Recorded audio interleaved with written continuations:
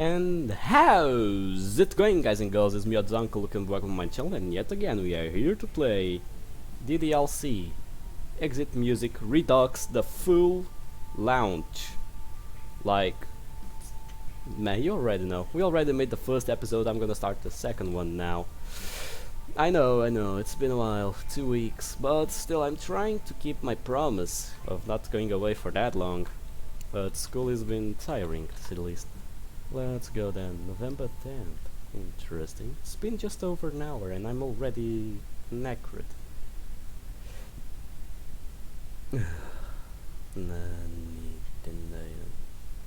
Okay, let's get going. It's been just over an hour and I'm already knackered. I set the second volume down and turned to Natsuki. Hey, you wanna call this a night? Natsuki looks towards me and speaks groggily. Yeah. We get up from the sofa and proceed to tidy things up. Hey, do you want me to set up the room so that it should be more comfortable? Nah, I think I've got it from you. Plus, you're bound to mess something up. Hey, what happened to you being nice? Dummy, I never said anything about me being nice. I apologize for being mean. Yada.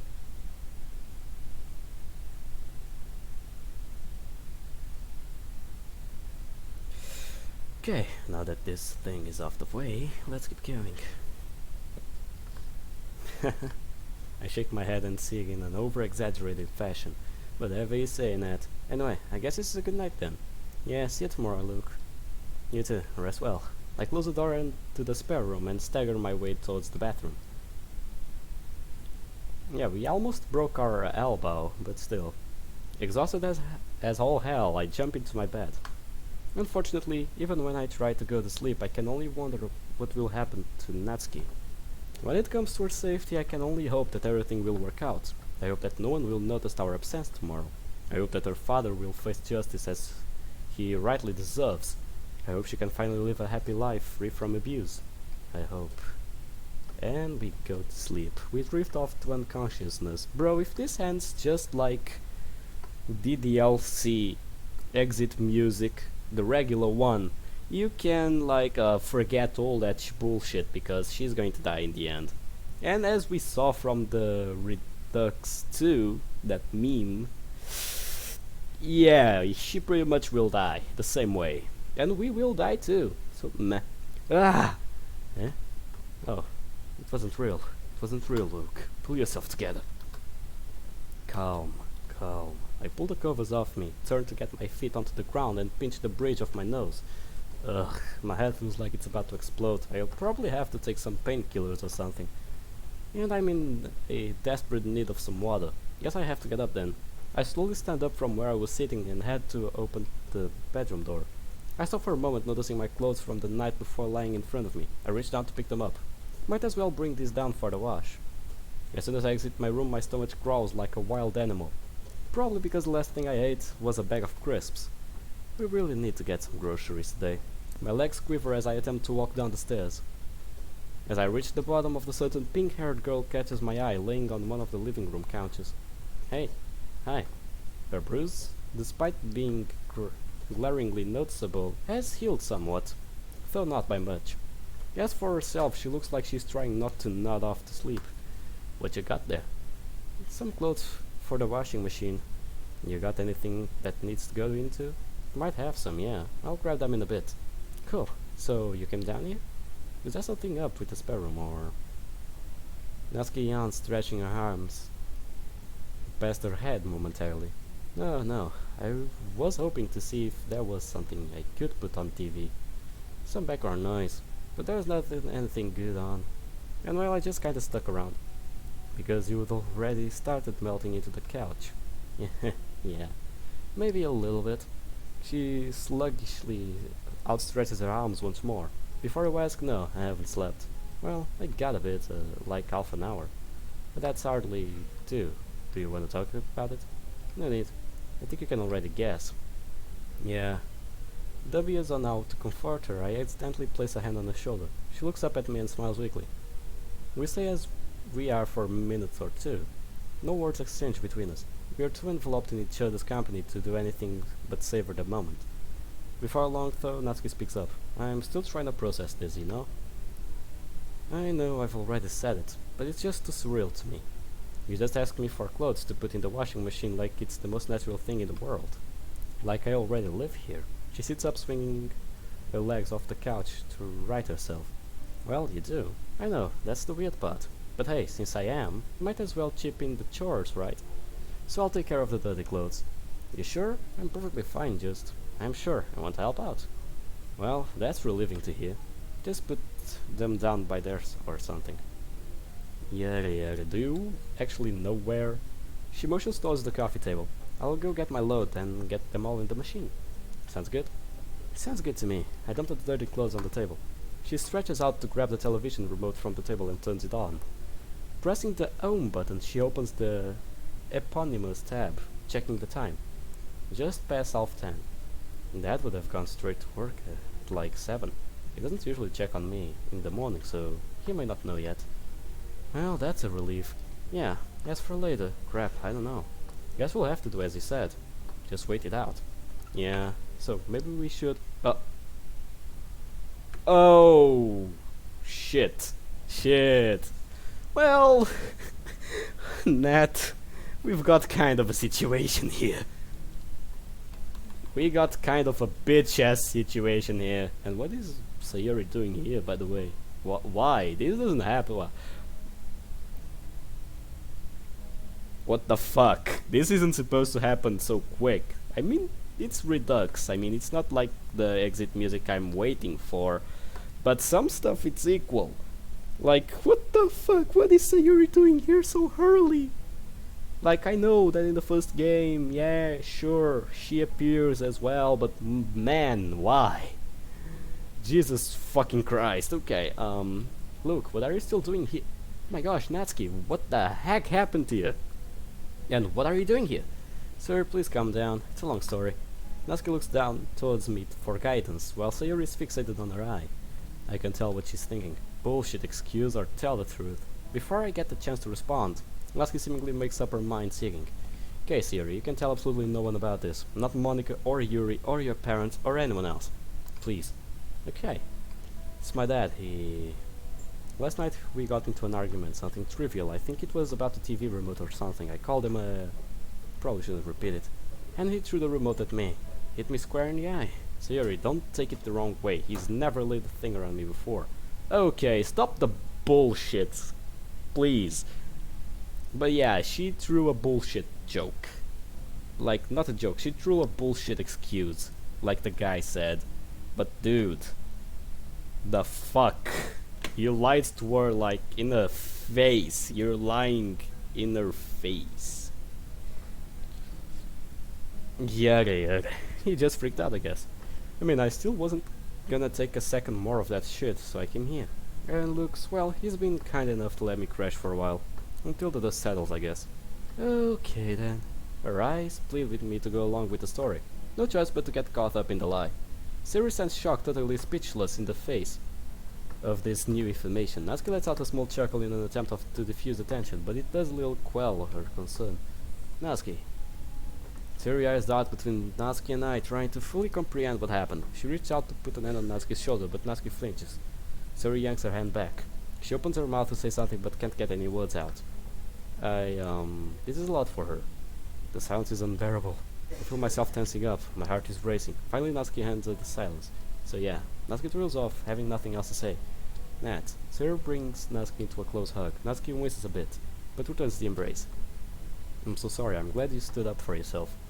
Well, I wasn't gonna lay down and accept it now, was I? Sayuri lets go of Natsuki and Six. Yeah, I'm sorry for that. I just walked right in. It's not your fault. Anyone would want an explanation seeing me like this. It's why I'm avoiding school today. Last thing I want is for the others to worry. Yeah, I guess that makes sense. Sayuri's voice thrills off as her dejected eyes look at me. It's obvious she feels helpless to do anything for Natsuki. I step in and try to give her some peace of mind. Natsuki is safe and right now, that's all that matters. If anything happens, you'll be the first to know. Sayuri's expression softens as some of her worry dissipates. Promise? I promise. We won't keep you in the dark. A sigh of relief escapes her. But again, no one else can know about this. I know, look, I won't tell a soul. Thank you, Sayuri, that means a lot. If you guys ever need anything, I'm always ready to help. For a brief moment, she flashes a sincere smile before turning back towards the door. I'm really sorry, but I have to get to school. I missed my first lesson, so... Oh yeah, of course. Well, I'll see you guys later. Alright, Siri. See you later. Siri dashes out the front door, closing it gently on the way out. Nasky. What exactly was that? What do you mean, what was that? You said he only hurt you once. Obviously, I wasn't gonna tell her the whole story. And I didn't exactly have the time to come up with a better excuse. On that note, why the hell did she just walk in? It's a neighbor thing. I should have warned you about it. Sorry. It's fine, I guess. Why didn't you just tell her the whole story? The same reason I never told anyone else. Don't get me wrong, I love them, but I don't trust them not to see me as some frail, abused-sad little girl. So you're different. You actually... Ugh, never mind.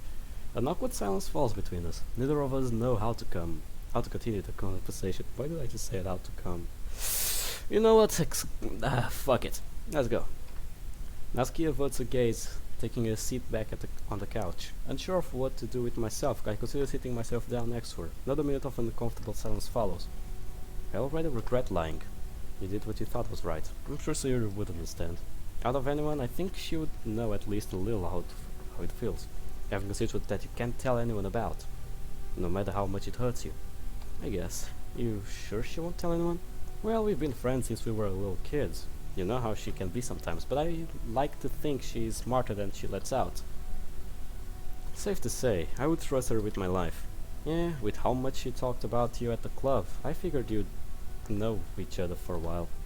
I mean, she does live just next door. That's how we first met when I moved in. Oh yeah, she mentioned that once. I chuckle a bit, shaking my head. Should have known. She was talking about how when you first moved here, you were scared of her, and eventually she managed to coerce you into becoming her friend. Natsuki seems to try and hold in a laugh. Although whether it's the fact that I was scared of Sayuri or of all the people, or at the look on my face remains to be seen. Did she just happen to tell you why I was scared? I don't know. I can't remember everything she said. Okay, then I'll tell you. When we arrived at our new home, just as I looked out the car window to see it for the first time, I see a face damn near pressed up against the window. It gave me quite the scare, as you would imagine. I would like to think I gave both our parents a shock as well. But afterwards I spent days not going outside because I knew she was waiting for me. I don't think a single day went by in that period of time where she didn't try to visit us. It definitely didn't help that she lived so close. So yeah, she pretty much held me hostage into becoming her friend. I guess nothing really changed after all. I guess so. That must have been a nightmare. I cover my face with my hands to try to hide the embarrassment. Tell me about it. Oh, there was also this time she tricked me into getting a scary movie to watch while her parents were asleep. She told me it was a comedy. Safe to say I didn't sleep that night. Damn, I never managed Sayuri to be the kind of person to do that. Trust me, she's more cunning than she looks. Hey, by the way, oh wait, this one's better. In our old school, there was this big science fair they held every year. And this wasn't your ordinary science fair either. It had a ton of really cool prizes, but the everyone wanted was this really big electric racetrack. But out of all kids, I think I wanted it more than anyone. Thing is, though, you have to get first place to win it. So I tried harder and harder every year until eventually I got second place. Next year, I was determined to get it. But I saw that Sayuri was having a lot of trouble with it, and eventually she asked me if I could help her. Truth to be told, I felt kinda bad about seeing her like that, so I dropped everything and helped her out. We agreed that I wasn't gonna do all the work for her and that she had to put in the most of the effort. However, I promised I would always be there for when she needs it. So we worked in the project every day after school for weeks, but I always was. I always there in case she ever asked for help. By the time the science fair was right around the corner, she had finished the elaborate project on our air pollution effects at the planet. She ended up getting third place, and I think you've guessed by now, but no, I didn't get past the researching stage for my project. Honestly, I don't care. I was really proud of her. So were her parents. She felt so bad about how I didn't get to do my own project that she still sometimes apologized for it today. And while yeah, I only did it for the racetrack setup until that point, I think helping out Theory really woke me up for the fact I really like learning about that stuff. Hell, science are pretty much the only subjects I still somewhat enjoy doing. And I pretty much owe it all to her. Yeah, that was a pretty good day. My face immediately goes red. I only just now realize how much I've been talking non-stop. Wow, that was one hell of a story. Yeah, sorry about that. Got a little carried away. Oh, don't worry, you're not as bad as Yuri. At least you can make the things you talk about interesting. I laugh at the remark. Whatever you say. Ayo, it was just a... That does sound nice though. Huh? You know, having that strong of a friendship with someone. I mean, yeah, but why are you saying it like that? She fidgets in the seat a little. I've never had many friends growing up. That was that. The club is the closest thing a group of friends that I've had in years. Even then, I had to bullshit him a little to go to Monica's house. She had a party there a month or so back. I said it was some club assignment. Looking back, I'm surprised he bought it. I just wanted friends, you know. I put my arm around her shoulder. But in a way, you're my best friend. You're still a dumbass though. Hey, Natsuki smirks and giggles. Toss me the remote. Hopefully there's something watchable now. I take it you're not hungry. She shakes her head. I'm good for now. I'll help you cook nice dinner tonight. How's that? Natsuki turns on the TV and starts flipping through channels. Fine by me. My cooking is not the greatest, nor my baking. Remember those cupcakes? Good God, yeah. You definitely need practice. Well, you'll get plenty of it. We'll just need ingredient. Natsuki stops abruptly grazing at the TV screen. Her eyes suddenly light up. Oh wow, I haven't seen this in years. Huh? I glance over the TV to see what's caught her attention. Vibrantly colored fish swim throughout the large tank filled with coral as two teenagers longingly gaze at each other from both sides, all accompanied by a mushy love song. What the movie? What, the movie? Yeah, I used to love it to death when I was a kid. I watched it all the time. Like, I must have seen it at least twice a week. Turning back to the TV, we watch the scene as the scene drags out for over a minute. Endless jump cuts spanning into each side, switching focus from the teens to the fish and back shots from inside the fish tank. This, try as I might, I can't help but to let out a groan. Hey, don't give me that. It might be a little cheesy, but that doesn't mean it's bad. I bet you like some goofy over-the-top things yourself. Shall we go through your anime collection? That's not... Okay, fair point. Come on, give it a chance. Alright, I might as well. I take a seat beside her on the couch. Nick! Man, I don't like cheesy movies, to be realistic. Depends on the movies. Like, Achiko is kind of a good music, like a live... I don't know in English the name. I know in Portuguese, but fuck it. Maybe one day you might listen me talking in Portuguese. That's the thing I actually look forward to doing this channel. Or creating a Portuguese channel. I don't know, let me see.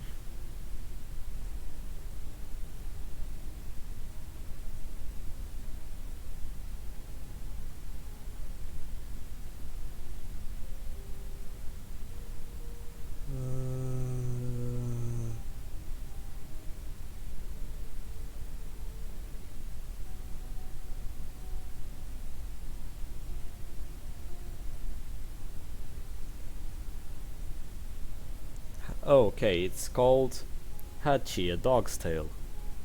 That's the only cheesy film I like. And in Portuguese, it's called... I don't know if I should talk in Portuguese in this video. I mean, you never heard my Portuguese accent, actually. Should I? Who knows? I have many Portuguese friends watching my videos right now. Should I? Nah, I don't think so. You'll have to wait till the next episode. But yeah, it's the only cheesy film I actually like. Oh, and actually Titanic, actually. It's actually a good one, actually. Britannic, actually, it's also a good one. Why am I always saying actually? Bullshit. Okay, let's keep going. But yeah, cheesy films only Hachi and Titanic and Britannic, but Britannic is not that kind of a cheesy movie. It's more action, but still, meh. It involves like Germans and bullshit like that and Nazi stuff, and I'm actually into that story. Oh no. Oh well, let's keep going. See? I told you. As the closing credits play, I get up from the couch and stretch. Peering over the nearest clock, I notice that a little over 2 hours have passed. Wow. Have we really been watching this crap for that long? Oh, shut up. You were enjoying it. I could see it in your eyes. Oh. Seems like you were more interested in looking my way than watching the film you love so much. Embarrassed, Natsuki averts her gaze as her face glows bright red. I didn't mean it in that way. I was just gauging your reaction to the film. God. I completely believe you. Whatever, my point stands. You liked it.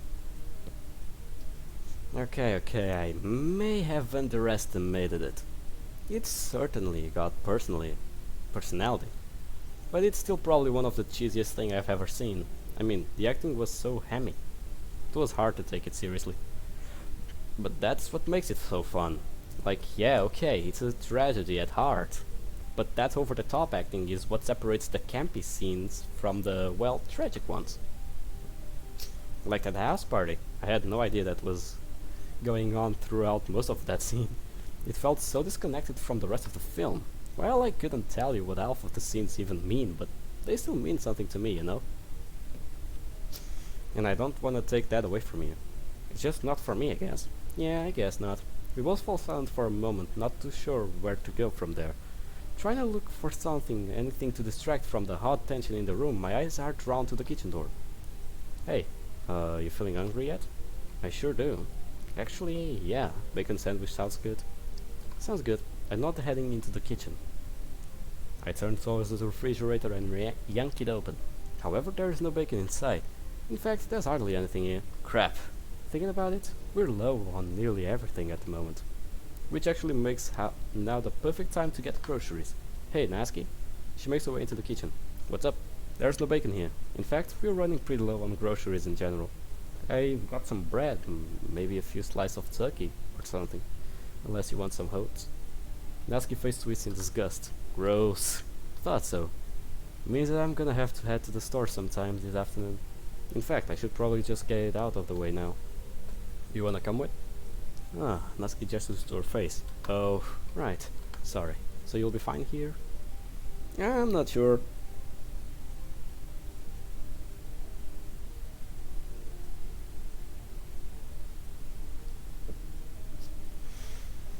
Yeah, promise I won't burn down the place. Unless you wouldn't have any sunglasses, would you? Sounds stupid, but it should do the trick. I don't think so, maybe. Well, I wouldn't mind coming with you if I could cover up my eye. I could go on and take a look. I know where I can find some good sunglasses. Actually, give me a minute. I rush upstairs into the spare room. I head over to the cupboards opposite to the couch. My eyes dart around looking for where the sunglasses could be, finally landing on a shoebox on the top of the cupboard. Taking off the lid, I score through the year's worth of junk in the box. Old action figures with stiff joints, broken CDs, video game cartridges from before my time. Finally, at the bottom of the box I find what I'm looking for. Siri's old sunglasses. She must have left these here years ago. They are a little flashy. It's worth a shot though. As I make my way back downstairs, Natsuki is waiting for me at the bottom of the stairs. Any luck? Actually, yeah. Something tells me they're not your style though. They can't be that bad. I hand them over to her. You're kidding. Come on, just try them on. Fine. Are we actually going to see her with the sunglasses? Natsuki lets out an exaggerated sigh before putting the sunglasses on. Jesus fucking Christ, no fucking way. Yep, that's totally the type of sunglasses a kid would wear. Jesus Christ. What's up with the stars though? Jesus. Meh, they are not that bad. They're not that bad. Okay, moving on. They're not that bad. I try to keep a straight face but can't help letting out a bit of a chuckle. Yeah, there's no way in hell I'm wearing these. But they're so cute. Oh, shut up. Hey, at least they do the job. I don't care, it's not worth going outside looking like some 70s all-star. She tosses the sunglasses aside, thankfully landing on the couch. Hey, watch it, the shades aren't mine. Whose are they? Oh, they're seniors. They're from years ago, though. Right, now you mention it, I definitely get that impression. So I take it you're not coming with. Yeah, I'll pass. Hey, I'll keep your seat warm. I let out a chuckle. Anything you want? Well, since you asked. I do have a sweet tooth. Maybe some chocolate? Don't sweat it if you can't though. Gotcha. So, hang on. Nat rips off a square of kitchen roll. Hey look, you got marker? Yeah, sure. Look around the dining table to find a marker lying across some crumpled paper. Oh great, never finished that poem for the club. But given the events of last night I can only be blamed for forgetting. Regardless, I grab the marker, toss the paper in trash, and hand it to Natsuki. Marker in hand, she starts scribbling away at the weak tissue paper, somehow avoiding any major tears. She hands it over to me and I fold it, turning into my back pocket. Now you won't forget. Thanks. It won't be long.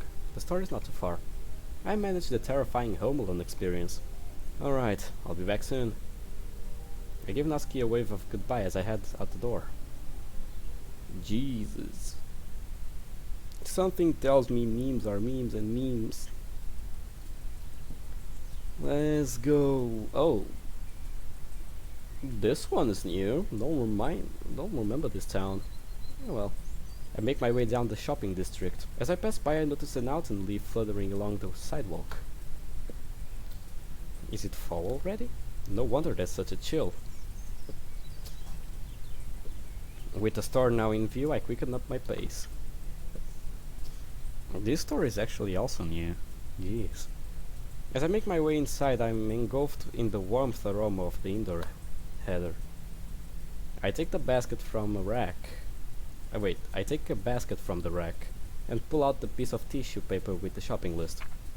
Bacon, eggs, flour, caster sugar, whipped cream, chocolate. She should have really given me some quantities, because I don't know how much of these I should get. I have a limited budget, so that should give me a solid limit on how much I can get. I score the aisle for each item on the list and crossing them off the list as I do so. Bacon, sugar, whipped cream, eggs, flour. You know, I should get some stuff for dinner tonight. I could go for some grilled fish and rice. Now the chocolate bar. Fortunately, the snack aisle is just opposite to the self-checkout tills. I skimmed through the mountain of snacks, unsure of what would be to Natsuki's taste until... Oh. Wait, she hasn't been slipping. What are these bags, dude? What the fuck have you been up to? Oh, look, fancy seeing you here. Monica, what you doing here? Hi, Monica, what's going on? Oh, nothing, just getting some snacks for the club. What about you? You don't exactly look ready for the club. She chuckles in an attempt to lighten the mood. Tired to laugh with her. Now that I left her, she takes notice of my lack of enthusiasm and quickly backpedals. Gosh, listen to me. My mind is just fixated on the club. Sorry. Maybe it's a sign that I need a break. Don't worry about it. I haven't been to school today either, so... Oh? Why is that? It's been a rough week. I should keep it that way. Keep it at that. Are you okay? Her tone screams concern for me, and for a second I almost considered telling her everything. I quickly push the thought aside and give a vague explanation instead. I'm fine, really. I just don't want to get into it. Monica continues ransacking the shelves and determined tossing all manner of snacks into her basket. She looks stressed. Has she slept? It's probably not right for me to ask. She hasn't slept. Look at the bags, dude. This sign here shows that she hasn't slept at least in ages. Nah, at least 2-3 nights she hasn't slept. I do anyway. Are you... Huh? I mean, are you okay? Monica stops and takes a deep breath, averting her eyes. But within a second she looks me in the eye and smells warmly. It looks like she's being genuine. I'm okay, Luke. But I appreciate you asking. It shows you how caring you are. Without another word, she awkwardly goes back to the snack hunting. Nice one, Luke. I'll better change the topic. So, What are those for? Oh, I was planning a bit of a surprise party. But if you can't make it today, perhaps I should reschedule. Oh, yeah. Oh, damn. I'll definitely be next week onwards, promise. Okay. Yo, she looks dead inside. I'm just concerned is all. We're barely a club without you, so you being away is... She sighs, then smiles. But if you're able to come back next week, that's great. I will. I just head towards the snack again. But what's the occasion? Well, you know better than any of us that Sayori's been feeling pretty down lately. So I wanted to plan something nice for her to cheer her up. Just a nice planned out welcome back event at the club. I want to show her that we really care, you know. That sounds great. That's really thoughtful of Monica planning an entire party for Sayori. If nothing else, she'll love the snacks. Speaking of which, well, if I can just suggest something, I grab a large bar of white chocolate and hand it over to her. Monica turns over the bar and her eyebrows raise as she reads over the nutrition label. Isn't it a bit too sugary? That's the point. This is Sayori we're talking about after all. Good call. I'm a bit clueless when it comes to these kinds of things, so I appreciate the direction. I would be too if I hadn't known her for 13 years. So don't worry about it. Unsure of what to pick for Natsuki, I take the safe bet and grab a carton of cupcakes, placing it in my basket. Monica and I head to the self-checkout tills, both of us scanning our items, waiting to be rung up so we could pay. Since you're gonna reschedule the party, wouldn't it be a good idea if I hold off and buy these things later? She shrugs nonchalantly. Well, I'm already here, might as well get them now. I can afford it, so it would be a waste to have to put all these back on the right shelves. I'll toss them into the fridge and bring them in on Monday. They'll still be fresh by then, I guess. And what are you going to do to the club instead? That's a good question. I hadn't really thought of that. Oh, maybe I could suggest they write a poem during the club hours? It could encourage some cooperation. Maybe they could develop their writing styles with each other. Oh, this could be wonderful. I would really love if we could treat the club more like a team. Could you imagine Natsuki and Yuri writing a poem together? As she goes on an uncharacteristic rapid tangent, I realize something. I can't really say anything about Natsuki's absence. I guess she'll just have to find out on her own. I hate having to keep secrets like this, but I made a promise. Yeah, that would definitely be interesting. Yeah, after paying for our items, we head out to the store with our bags in tow. Well, I guess this is where we part ways. You sure you can't come to the club? I'm sure I do some bag juggling to reach my phone and glass at the time. Oh crap, running way later than I should anyway. I see. Yeah, it was nice seeing you, Monica. So, Monday? I wouldn't miss it for the world. Sarah needs the support. Great, I'll see you then. Take care, Luke. She turns away and walks down the other side of the street, heading towards the school. I start my way home, walking at a brisk pace. Monica hid it well, but I could feel her disappointment. And when Natsuki doesn't show up either, I sick. Why is nothing going the way I thought it would? The first time I talked to Monica, she looked like she had everything together, but now she looks like she hasn't slept in days. She hasn't. Sayori is depressed. Even if I could see the future, I wouldn't have believed it. I mean, Natsuki living in my house, for God's sake. And me, if I would know the stress and anxiety that being involved in a literature club would cause, I probably wouldn't have joined in the first place. I mean, who would? It was all cute girls and fun poems at first. Now it feels like I haven't seen words on paper in years. But regardless of how I feel about the whole ordeal, I'm not leaving anytime soon. If I hadn't joined the club, Natsuki would still be stuck with her abusive dad, with nobody to help her. And Sayori, she would be... I feel my chest tighten as my heartbeat accelerates. I struggle to maintain my breath, so I hold myself against the wall to regain my composure and keep myself from collapsing. However, that does little to stop my mind and heart from racing. Would she? Don't know. Doesn't matter. Didn't happen. I'm here now, and I need to keep myself together. If only to help Natsuki and be there for the club. The club? It's funny, really. I joined the literature club, but I still haven't read a single real book. Ironic in a way. I'm sure Natsuki would disagree. I lift the bags to my not so injured arm and start walking again. I need to hurry. Hurry up, my boy. Still reeling from the encounter with Monica, I reach my street with the groceries in tow. The bags themselves aren't hefty, but I feel like my arm is going to give out. This is what I get for not sleeping well or eating well for that matter. To be honest, I'm not doing anything well at this point. I walk up to the front door and shove it open on my good shoulder. Morning, missus. Holding the bag over into the kitchen, I lift them up before setting them down on the counter. One of them slouches over to the side, the carton of cupcakes I bought for Natsuki sliding out in the plain view. Almost immediately, Natsuki's arm reaches around me and snatches it away. Yoink. Hey, I was planning on making some actual food first, you know. A little appetizer wouldn't hurt. She shrugs her shoulders. Well, I didn't know what kind of chocolates you preferred, so I just got some cupcakes instead. Hey, I'll take anything at this point. Thanks. No worries, Natsuki. If you really want to know, though, white chocolate rules overall. Duly noted. Well then, if you wouldn't mind, I go ahead and cook us some dinner. Hey, wait, I'll come and help. No, stay put. I'll handle it. You sure about that?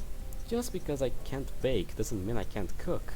I mean, I would be pretty screwed if I didn't know living alone and all. Fair enough, just don't burn down the house, okay? I did just move in after all. Har har, very funny. If you smell smoke, you know what it is. I grab the apron slung over the oven door handle and tie it around my waist. Jesus Christ, that is amazing. I wish I had my phone with me, cause this is hard. Hey, either I wear it or you do. Well, yeah, at least I can pull it off. Sure. Well, I'm gonna find us something fun to watch. You work your magic, okay? Uh-huh. Natsuki chuckles as she heads back into the living room. Alright, cooking skills don't fail me now. If you smell smoke, you know where the fire is. Well, it's not the worst thing I've ever made. But it's certainly not my proudest meal. I hope it's serviceable. I take a plate in each hand and bring them both into the living room. Natsuki, having heard the noise, rushes up and snatches a plate out of my hand before returning to her seat. I join her, resting my meal on my lap. She picks up her fork and knife and gets ready to eat. I start digging into my own plate. It's not exactly the best meal I've eaten, but it works. I think glance at Natsuki, curious as to how she's liking it. She's staring through it at a leaping pace. I don't know what I was expecting, but I guess edible is more than enough for me. Let's take a breather, cheese. This is some good grub. I might just underestimate your cooking. She continues eating as she speaks. I didn't catch any of that. She pauses for a second before finally swallowing her food. I was trying to say is, this is pretty good. It's not my best, but I appreciate it. This isn't your best? I can whip up some mini instant noodles. And suddenly I have no regrets coming here. Regrets? It was just a joke, look.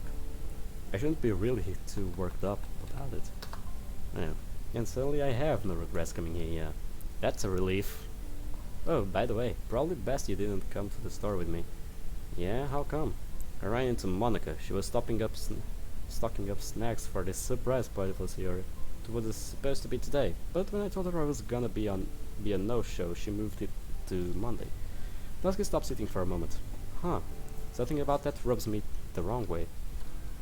Yeah, listen, I don't know Sayori as well as you, but just look.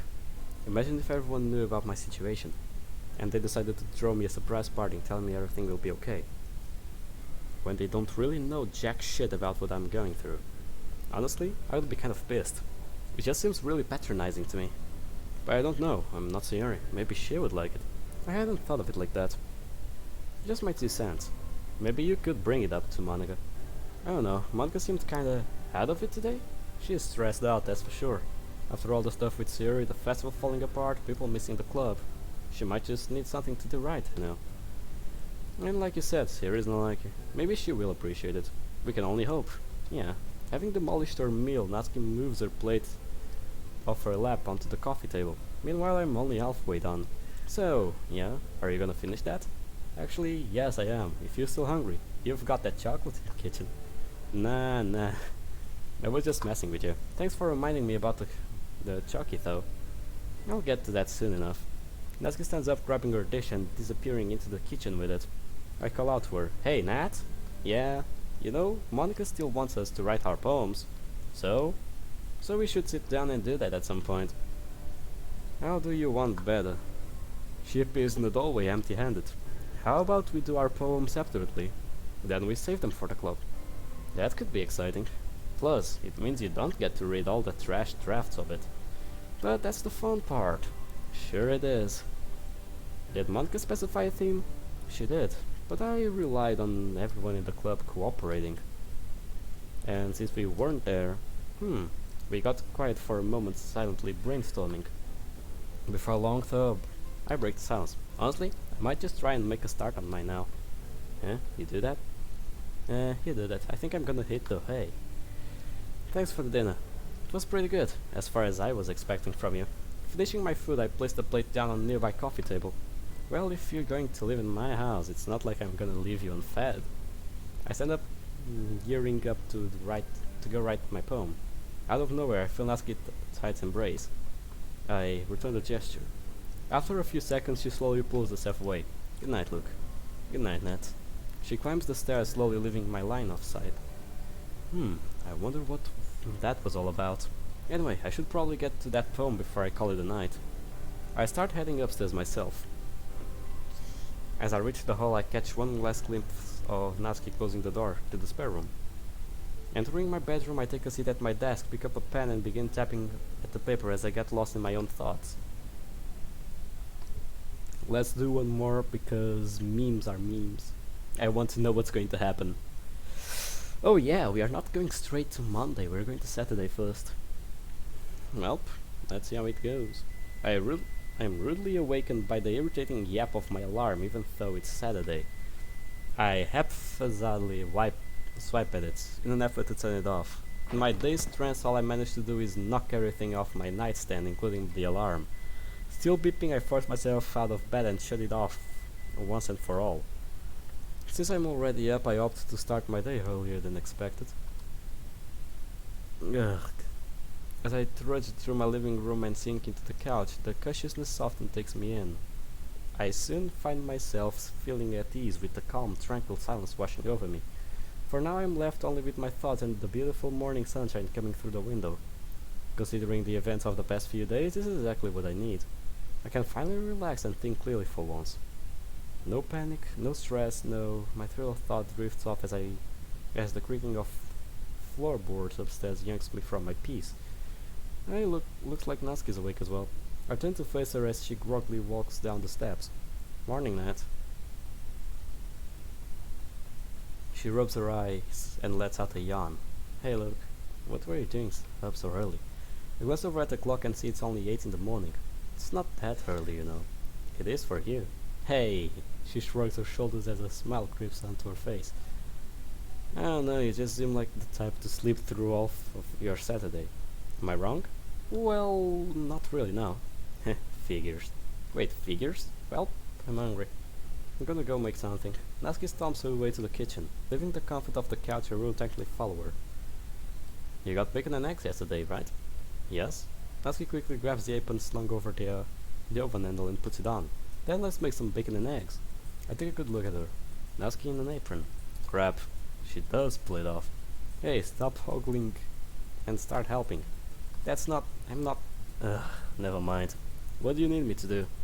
"How good are you with making bacon?" "As good as I can be, I guess." Stop being so wishy-washy. You've got to have pride in the things you're good at. I don't exactly take pride in my cooking, Nat. Don't sell yourself short. Even I got to admit dinner last night was pretty good. I'm happy you like it. You should be. The Natsuki seal of proof is a rare artifact sought out by many. I bet. Alright, I gave you enough positive reinforcement. Now go make some bacon. Yeah. So, take out 2 large plates from the washing rack by the sink. I grab the bacon strips and lay them out on a cold pan. Make sure to keep them somewhat close together. Slowly turn up the heat. Now it's time to wait until they start to sizzle. Look, you forgot these, huh? What did I forget? She throws a pair of tongs my way. Of course, tongs. How did I forget that? How do you like your eggs? I like them scrambled. Good choice. Nice to know I'm not living with a complete idiot. What's the wrong answer? Poached. Still good, but by far the worst as far as eggs go. Though, yeah, you're still an idiot. I just can't catch a break, can't I? Can I? I can't let you get soft on me.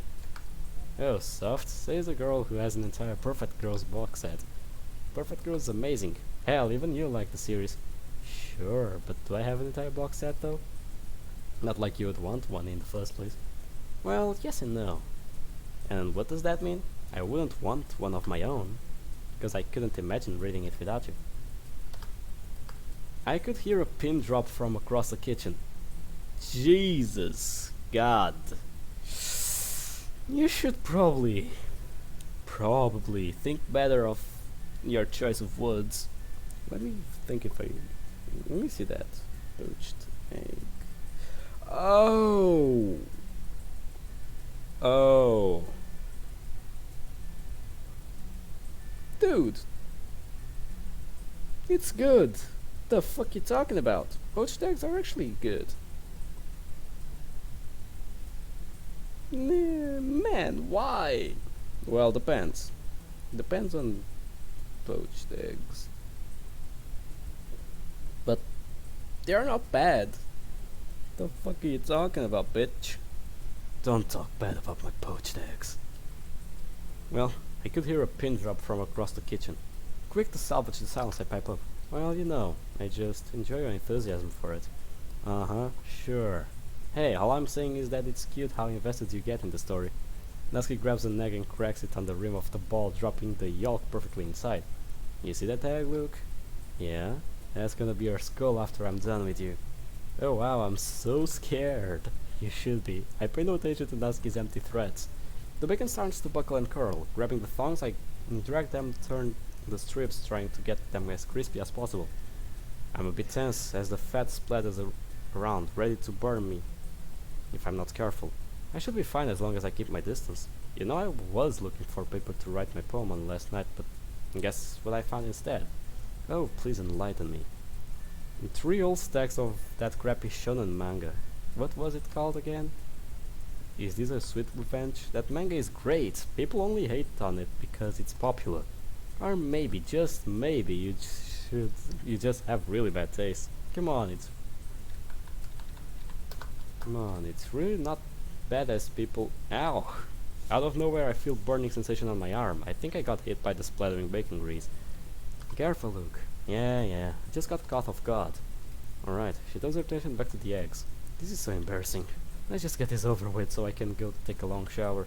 Maybe even a cold shower. Okay, maybe not, I'm not a psychopath. Maybe if I'm lucky, she'll sleep up too and I won't look like a total idiot.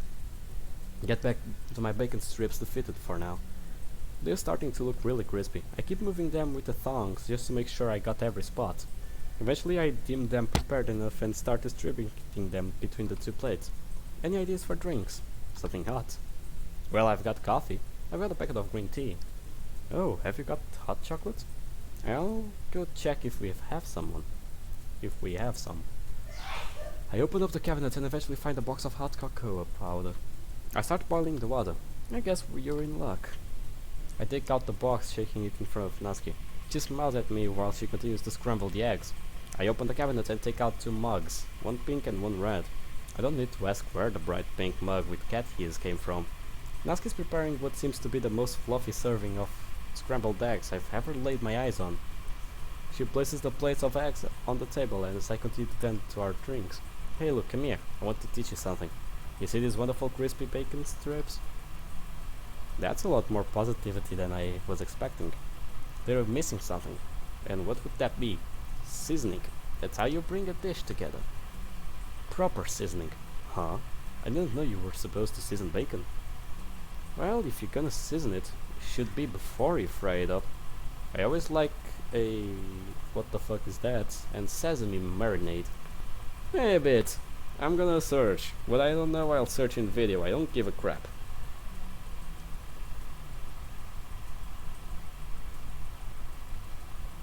It's wrong. You wrote it wrong on the you know what? Forget it. Okay. Okay, it's like pepper. It's like a pepper sauce. Yeah, he wrote it wrong. This A was supposed to be after the R and not before it. But still, bah. It's like a hot sauce. Interesting. Never thought of making bacon without sauce. I mean, out of all the things I've eaten, I always liked sriracha and sesame marinade. Back when I used to. She sounds for a moment before pepping back up. But hey, live and learn. Some fresh ground black pepper and garlic salt will do for now. Seasoning away, then master chef. She starts looking through the cabinets, eventually taking out 2 containers of multicolored powder. I don't know what they are, I don't know what they do, and I have no idea where they came from. Have they always been there? I really need to keep better track of what I have. With a pinch of each of powders, she starts distributing them among the strips. From where I'm standing, it looks like some kind of evolved witchcraft. I hope she's not trying to poison me. Guess that's the difference between my cooking and hers. She does it for the art, I do it to survive. Well, you do well, and she does perfectly. That's the that's the issue, boy. When you do it for the art, you're trying to make it beautiful and edible at the same time. When you do it for surviving, you're just trying to go for the edible. Well, I do it to try to survive at least. She slowly steps away from the dishes. It's ready. Well, let's just get the drinks finished up and we'll dig right in. I put the hot cocoa powder in the mug and pour the boiling water in. I mix the contents with a tablespoon, making everything even. Prepare my coffee as well. Natsuki goes ahead and heads into the living room. With my cup of coffee in hand, I follow her, ready to enjoy our lavish breakfast. Walking up to the couch, I place the drink on the coffee table in front of her. She takes a whiff of the hot chocolate. I can't help but take a note of the resulting smile. Hey look, did you switch our drinks? Nope, there's coffee in this, hot choc in that. Why you ask? Why did you put your coffee in the bright pink mug with cat ears? Because obviously a bright pink mug with cat ears is the epitome of manliness. Jesus Christ, she bursts into laughter, cackling away at my dumb joke. I crack a smile. The smell of freshly cooked breakfast, sunlight pouring into the windows, the steam emanating from our hot beverages. Natsuki sitting across from me, still laughing. It's weird. All of this is happening right now, but it somehow already feels nostalgic. I start digging in. Let's start with the bacon. I need to see how well my efforts have fared. After a few bites, I conclude that it was good enough. Seems appropriate for something I made. Looking over Natsuki, I see her take a taste of the bacon. She seems to have taken notice of my trying Godger option. That bad, huh? What? No way, they're decent at least. Okay, let's see how good your eggs before you talk big game. Please do. I take a portion of the scrambled eggs and stuff it into my mouth. Oh my god, these eggs are great. I couldn't hear you. Could you speak up? These eggs are great. What? These eggs are great! Ha, that's better. Told ya. Yeah, don't rub it in. I take a sip from the mug. This bright pink cat-eared mug. Hey, can I ask you something? Sure, what's up? The mug is yours, right? Yeah. Why bring this of all things? Kind of a dead weight, isn't it? Surely you could have used some space for some. I threw off his Natsuki glares at me.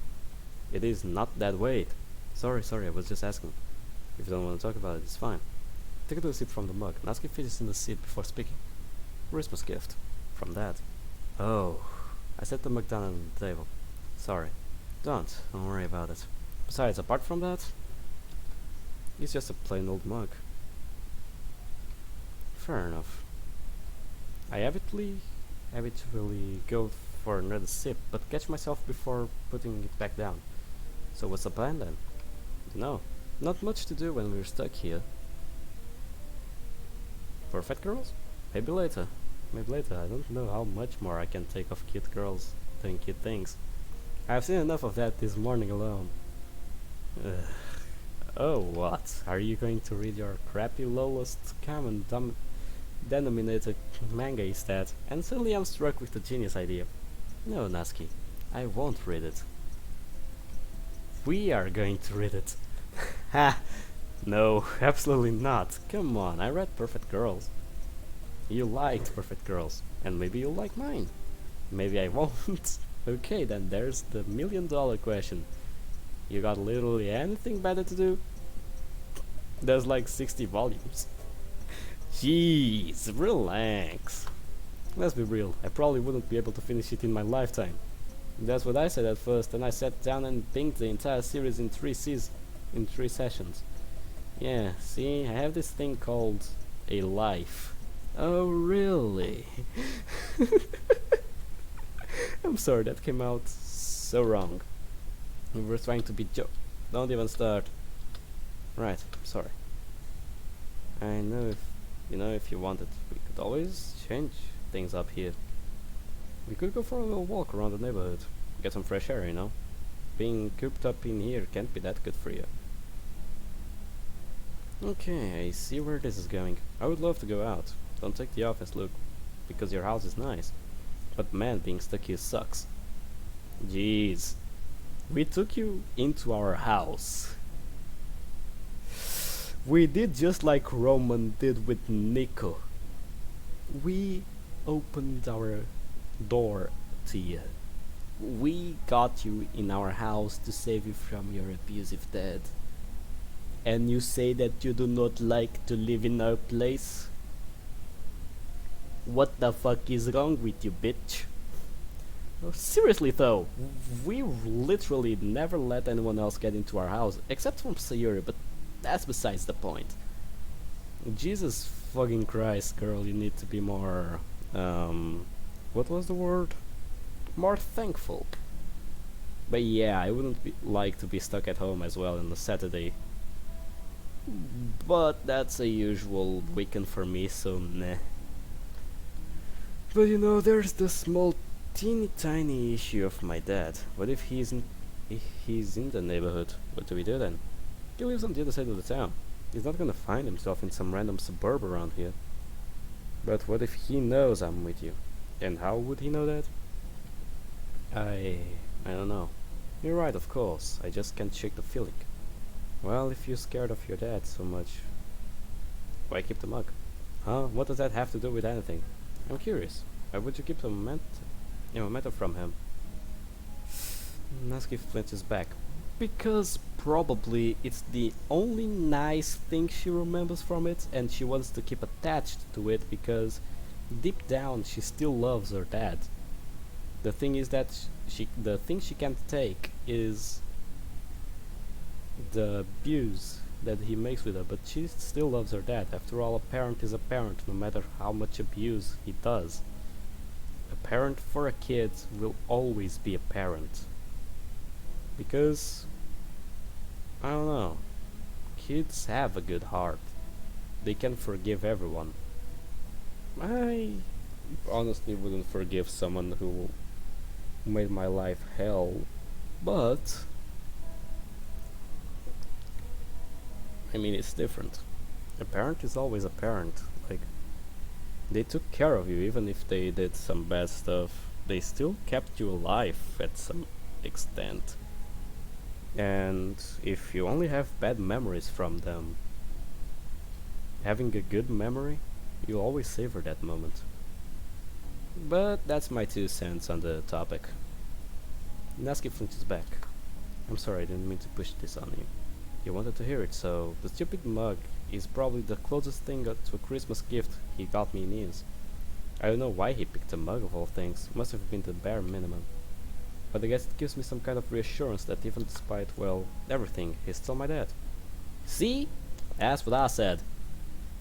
How can you say that when he beats you? I don't understand how you can just... I can't help it. Being stuck with the asshole my whole life has done this to me. It's made you complacent. It's what it's done. Don't know how hard it's gonna be, but you do know... But you do know you need to let this go, right? I mean, not the mug Lily, but him. For the person who ran away from him. You're sticking up for him a whole lot. And suddenly I realized, wait a minute, did you not let me call the police because you didn't want to put your dad in prison? What? No. It's a lot more complicated than that, okay? In fact, haven't we already been through this? Well, yeah, but I just never got your lack of faith in the police department. I mean, surely they would do something if you made a report. You would think that, wouldn't you? I tried to a few years ago. I went to them, told them everything I could, and nothing. Not a call or a follow-up. Nothing. Not a damn thing. They took my statement, I guess, but I never heard back. I guess in the long term, I should count my blessings that he never found out. Can't even say that I would be here if he had. A tense silence washes over us as our mind races with the gruesome possibilities. She glares at the ground and back at me. Do you get it now? I mean, God, if he found out I was here, I would be screwed. And you would be. Nasky stopped in the tracks. I would be? You would be. She waves her hand around her face. You would be screwed as me. Nope. Buddy, you would be dead where you fucking stand, you know what I'm saying? I shouldn't have listened to you. What do you mean? Coming here was a mistake. My eyes widen at the sound of her words. The thing she regrets how far we've come. I look off to the side to collect myself before facing her and responding. Why do you think that? I mean, aren't you better off than dealing with him? Obviously, but what if he finds me with you? You might end up getting hurt. Well, that's just it, though. How would he even find us? He's on the other side of town. I know that alone isn't much, but it does make a difference. But he doesn't even know who I am, let alone where I live. You know, you being here puts me at risk as well. But what other options is there? It may be past the point of no return for you to go back, but in a month's time, you won't have to worry about him ever again. So all we can do is look ahead and try to get through all this. Yeah? Without another word, Natsuki stands up and makes her way upstairs. Into the spare room, I'm guessing. I remain planted in my seat, running my hands through my hair. What the hell was I thinking? Bringing up her dad like that? It wasn't my place. I stand up and consider following her, but I stop myself in my tracks, opting to occupy myself with something. I head into the kitchen and start transferring yesterday's clean but damp washing into the dryer. Did I mess this up? I don't think so. I'm doing the right thing. I know I am. Sure, there may be some few kinks that need to be ironed out, but it's better than leaving her with them. I get the last of those clothes into the dryer and start fiddling with the options. Having configured the fastest option I could find, I press start and the machine quickly rumbles to life. But what do I do? How can I fix this? My mind immediately jumps to Sayori. She might know. Sayori always has a knack for cheering people up, but maybe I shouldn't involve her in this. I can't always use her as an emotional crutch. Especially not when she can barely keep herself together. Maybe Yuri? No, she can't know. Well, I guess I could make some kind of start to explain to her. But even so, how much relation advice would Yuri be able to give? So what about Monica? I imagine she would probably know the most about, well, no relationship, but friendship advice. But she has more than enough on her plate already. Don't want to stress her out anymore. Well, looks like I'm on my own here. What would Natsuki appreciate? I could make her dinner, but it's not like that affirms anything. I don't think I was ever expected to not feed her. Maybe I could buy a new volume of Perfect Girls? Nah, it seems a little too materialistic. Not to mention those volumes can get really pricey. Not sure if I have enough money to burn on stuff like that. Noticing that the dryer was quietened down, I assumed that it's finished its job. That was fast. Opening the drawer under the sink, I grab a large bag and start stuffing the now dry clothes into it one by one. As I get the last articles of the clothing, something catches my attention. Natsuki's school blazer. The left sleeve ripped at the seam. I already know what to do. I already know what he did. He sewed it for her, didn't she? Natsuki looks up from the copy of Perfect Girl she was entrenched in. Oh, hey Luke. Hi. Do you need something? I just wanted to check up on you and see how you were holding up. I'm fine. That's good. I've got your clothes, by the way. I have the bag in the room, propping it up next to her suitcase. Oh, thanks. She proceeds to try and shut the door to the room, but I stop it with my foot. You mind? Wait, the left eye peeks out from the little crevice left by the door. What? I shove her blizzard through the gap. I saw this when I was going through the clothes and thought if you were up to it, maybe we can try and fix it up. I dug out some sewing stuff from my parents' old room. Got it set up downstairs. We do have to go to school on Monday, so... She slowly opens the door. Natsuki stands in the doorway leaning on its rims. Do you even know how to sew? First time for everything, right? I crack a shaky smile. I know a bit about it, but I've never actually sewed anything. I guess we'll be learning together then. She lobs perfect girls onto the futon before handing the blazer back to me. Yeah, I take the lead heading downstairs. Jeez, she is mad. Bah, what were you expecting though? We did do some shit actually. Well, we didn't. That asshole did. But still. As we reach the living room, I take a seat on the couch, pointing towards all the stuff on the table. String, needles, this thing. I motion towards what I can only describe as a thumb-sized cheese grater.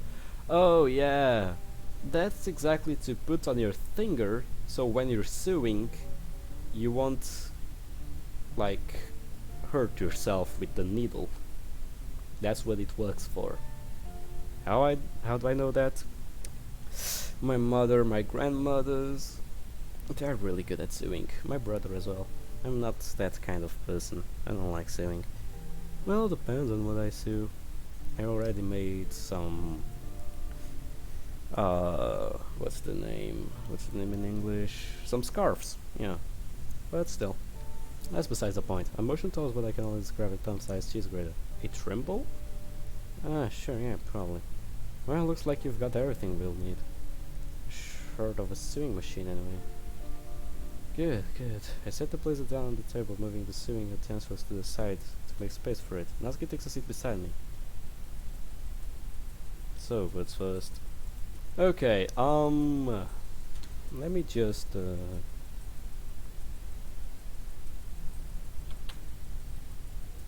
oh, come on now. Jesus. How can I do this now?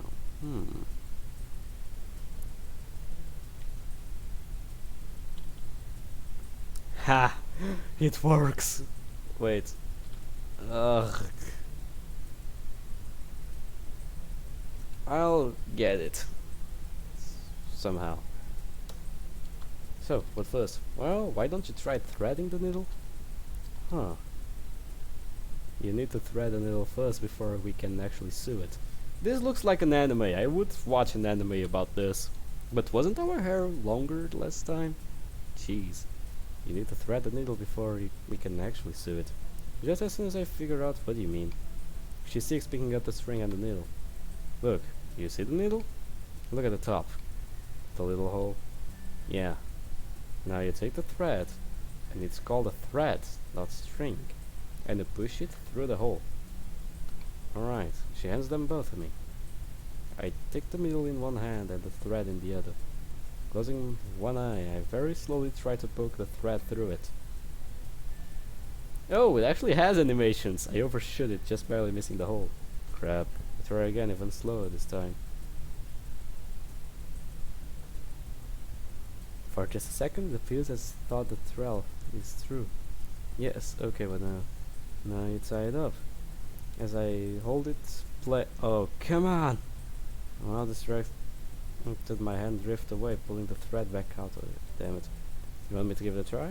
Nah, I'll get it eventually. I give it one more go. Very delicate, deliberately movements. Nice and slow. Nice and... You have to be kidding me. I sneezed. Hey, that wasn't my fault. It's the dust. This stuff is ancient. Ugh, it's fine. Now, where's the needle? I think he dropped it. The carpet. Forget it. I'll just use this one. I grab the needle from the pile, but Natsuki stops me. Why don't I give it a try? I mean, how hard can it be? Pausing for a second, I contemplate. She pipes up again. Well, I suppose I can have a crack at it. Sure, anything I can do in the meantime. She ponders for a second. Not really? Oh. Natsuki starts to attempt to thread the needle as I awkwardly stare at her hand movement. She keeps on missing the hole. Here, let me help. I hold her hand, helping her steady it. Eventually she finally inserts the thread into the hole. There we go.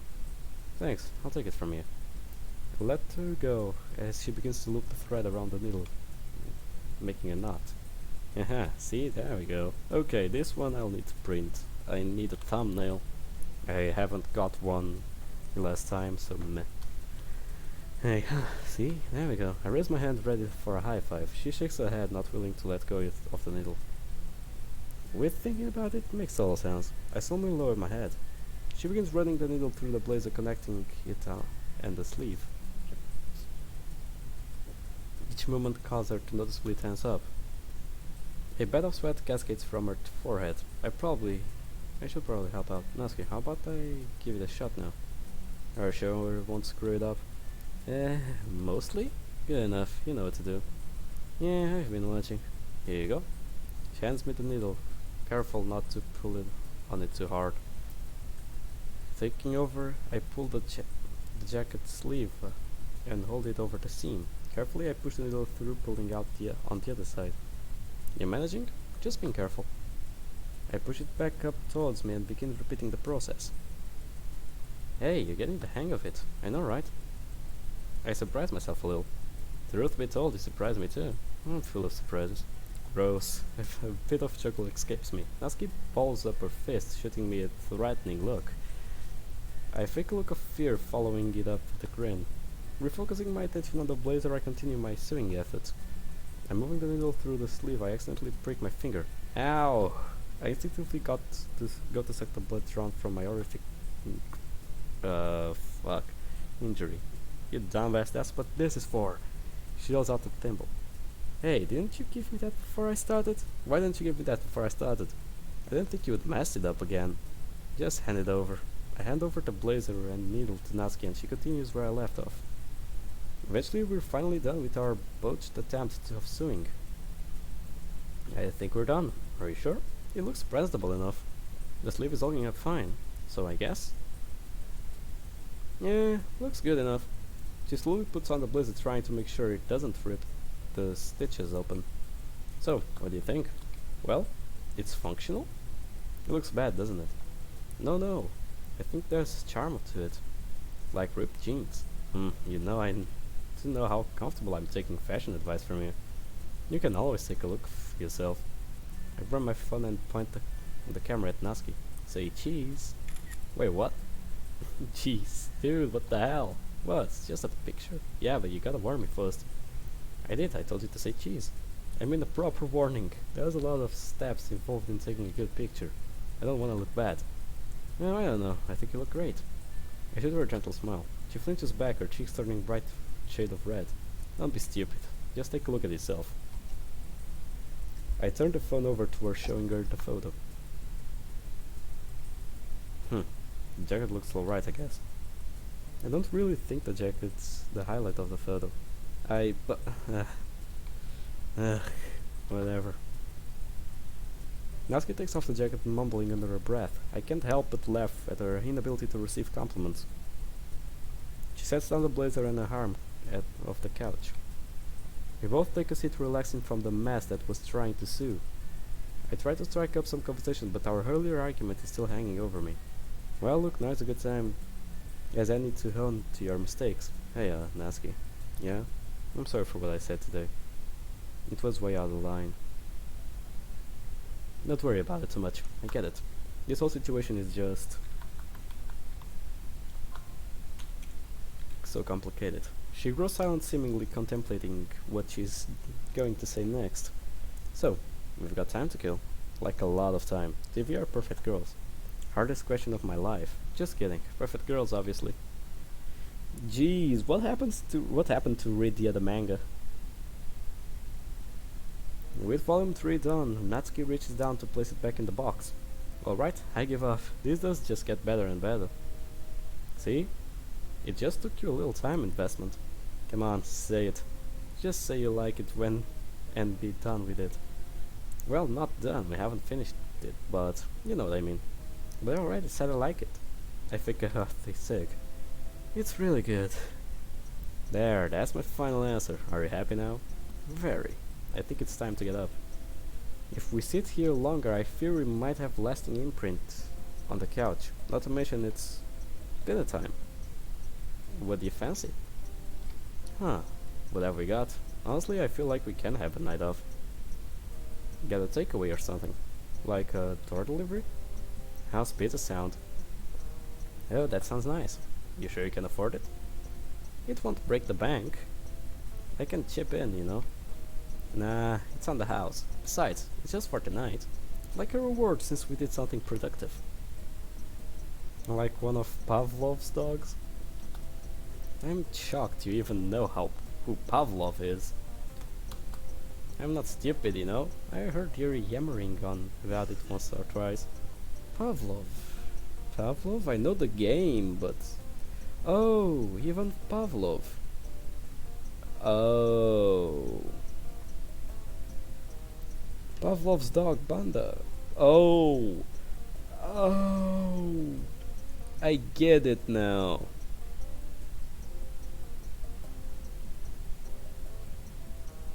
Oh. Like, he conditions the dude conditioning Pavlov's dog experiment before conditioning, during conditioning, food plus bell, after conditioning. Oh, I get it now. Jeez. Poor dogs. Why did he do that to the dogs? Don't condition the dogs. They deserve to be free. So you do listen to her. By the way, heads up. Taking my phone out of my pocket, I lob it into her direction. Luckily she catches it. What's this for? You sort the pizza out. I've got to go to the bathroom. Passcode 1105. Pick what you want. I'll just have a... I know, you can pick for me too. But 30 bucks is the limit. Got that? Clear as day. Actually, did you say 30 was the limit? Or was it 40? Oh, shush. Natsuki borrows herself and my phone as I head upstairs. As I head downstairs, I notice that Natsuki turned the lights off and the TV back on, legs crossed, resting on the coffee table. I step over in order to take my seat. You took your time. Nature calls. So, what did you get? Oh yeah. Large Havian to share some sour cream and onion sauce. Breadsticks to go with that, and a big bottle of lemonade. Should be here in 10-15 minutes, give or take. As delicious as it sounds, my mind immediately jumps to the price. Oh god, how much? As she returns the phone to me, I get my answer in form of a email receipt. Oh, that's not that bad actually. Plus, I tipped the guy. Hope you don't mind. Sounds like a feast. So, what you watching? You know, just some trashy soaps. Really? I thought they only aired during the day. Reruns. I think they called it an omnibus, where they rerun a bunch of episodes at once. Right, I forgot that happens. I don't really watch TV. I just feels outdated, given that you can stream almost anything you want. Suits my non-scheduled better than I can just put something on whatever. Funnily enough, I couldn't really buy those subscriptions. So, cable TV. That was my only option besides rewatching old DVDs. And I wore those out pretty quickly. Don't give me that look. Hey, don't give me that look, it's not all that bad. They only had 2 helicopter crash subplots in this show.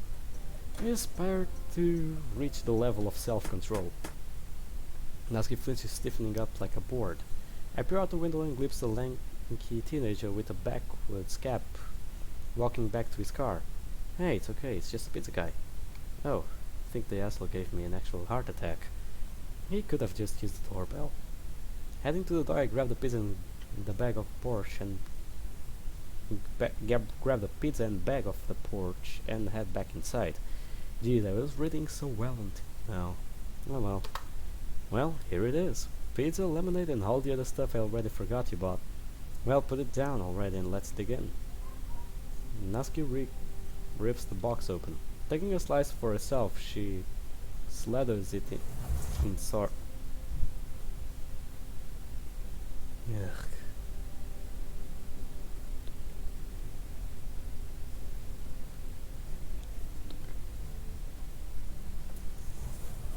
Jesus fucking Christ. Taking a slice for herself, she slathers it in sour cream and onion sauce before stuffing her face.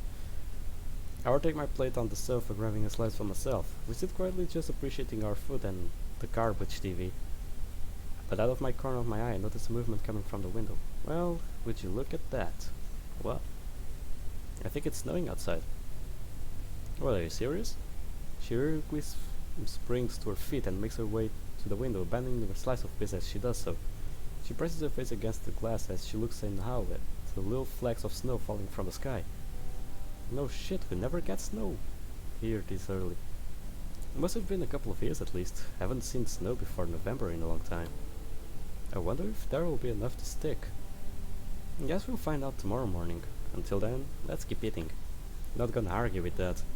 She jumps back on the couch and quickly grabs another slice. As I try and reach for the lemonade, I see Natsuki quickly open the bottle and take a swig. Hey, come on, it's a glass. What? I was thirsty, it's not that big of a deal. That's kind of gross. Now I've got a drink from that.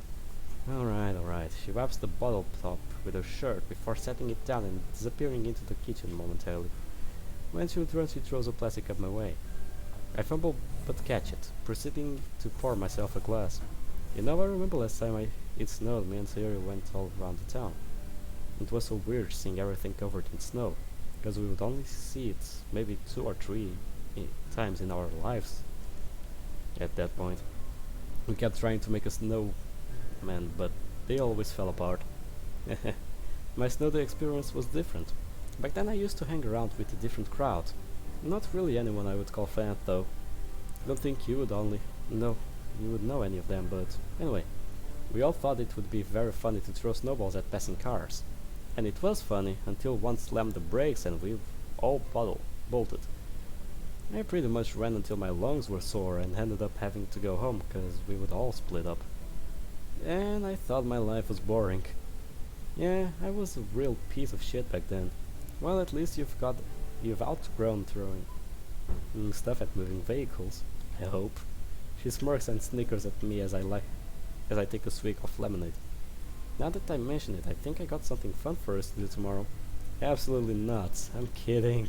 Come on, we could probably do something fun and legal? Moral.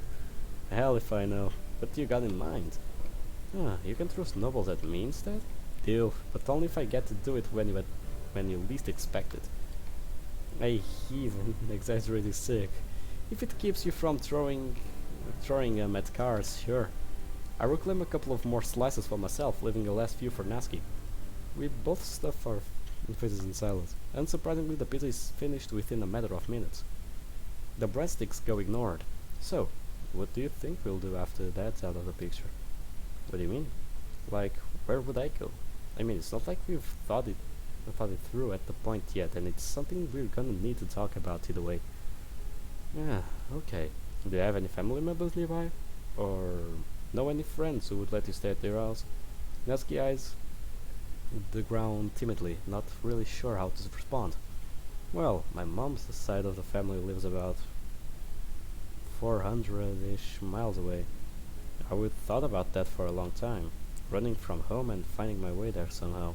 But they never had a clue of what was going on, and I was scared they wouldn't believe me. But obviously being stuck with Dad is always thought. They always thought it would be impossible, until you got me away from him. Now it feels like a distinct possibility. The long-term solution, you know. The problem is, I don't think I've seen any of them in maybe 10 years? And after Mom, yeah, I don't know. Her right turns to face me as her eyes meet mine.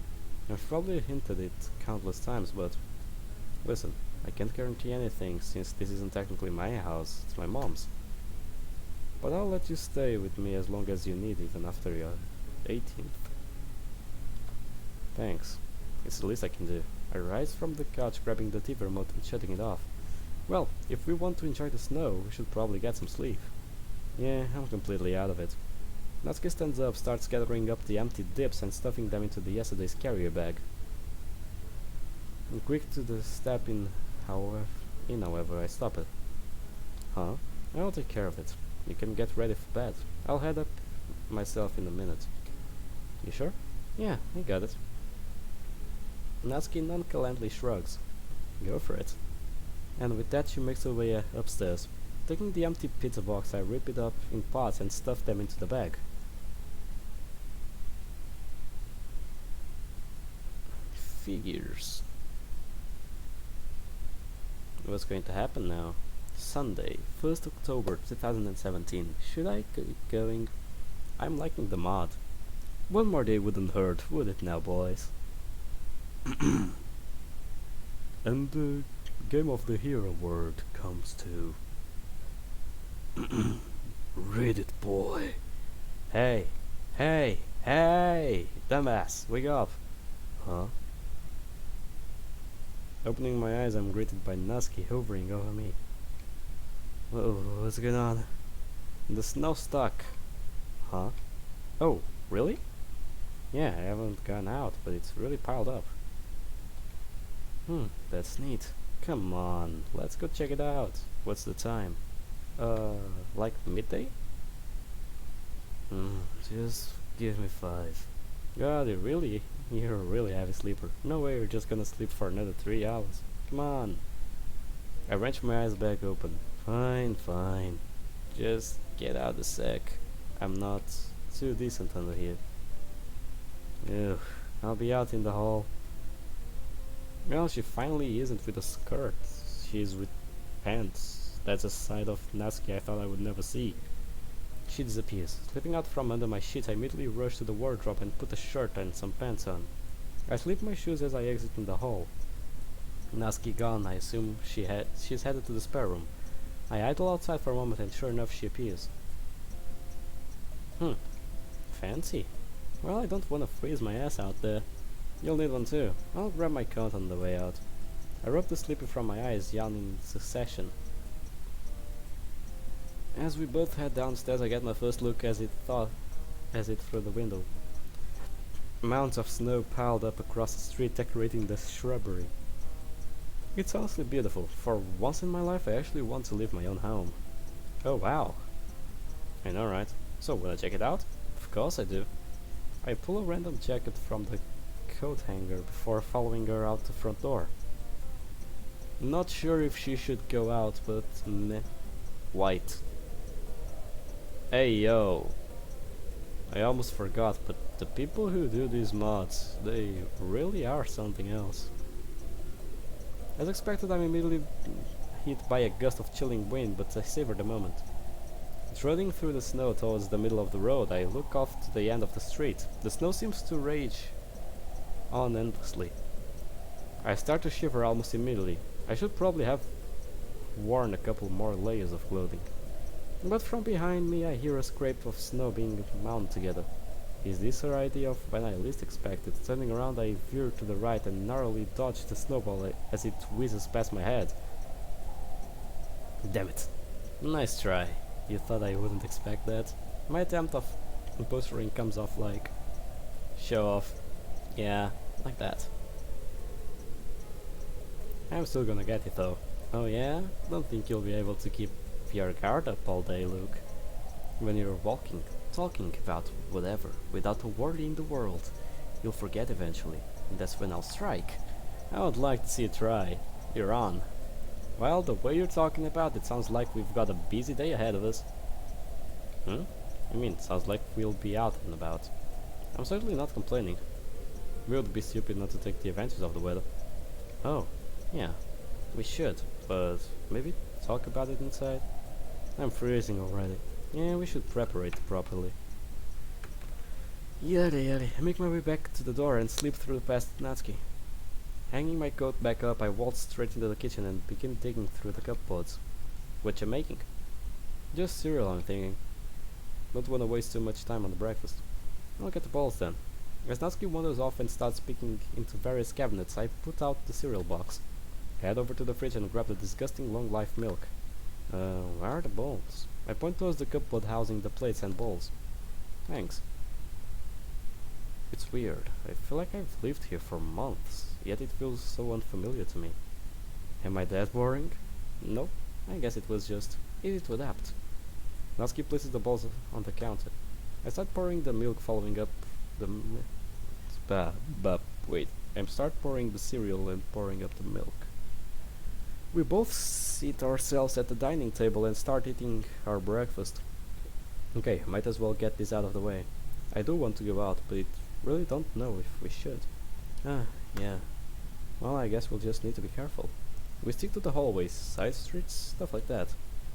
You take those sunglasses? Yes, those ones, just in case you need them. Which, being honest, you probably will. Sounds like a plan. Plus, Dad always like to stay home and drink on Sundays anyway. Day of rest and all that. So, if we're careful, we should be okay. Sounds good to me. You got any idea of what we're gonna do? I do for a moment. I got nothing. Nothing interesting open. Don't really know. I just don't get out enough. Then now's a good time as any. Well, not quite. Ugh, you know what I mean. Yeah, I get you. Finishing off my cereal, I opt not to drink the milk and just dump it in the sink. Alright, gotta go get some more liaison. Don't exactly want to freeze to death out there. Same here. Poor gnats. I wish I would remember to grab my old scarf though. I feel like I'm already gonna be hurting for one. I don't have one either, so at least we can share the misery. I wouldn't have it any other way. Anyway, I'll be ready in a moment. It's been almost 2 hours that I'm recording, but I don't give a shit. I always do long videos when I'm out for long, so I guess it's just like a good payoff. Shirt, hoodie, coat. I hope the jeans will be enough. Idling at the front door, I see Natsuki heading down the stairs. You look cozy. You look like a survivalist. Funny. You good to go? Yeah. We take our leave. Let's go. Put on the sunglasses. I want to see that side again.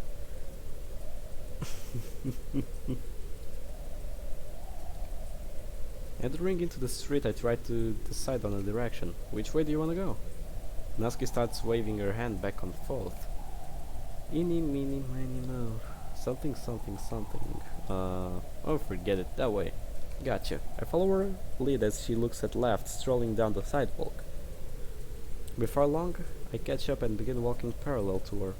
She absently holding her arm out, shoveling snow off the hoods of the parked cars we passed. Bored already?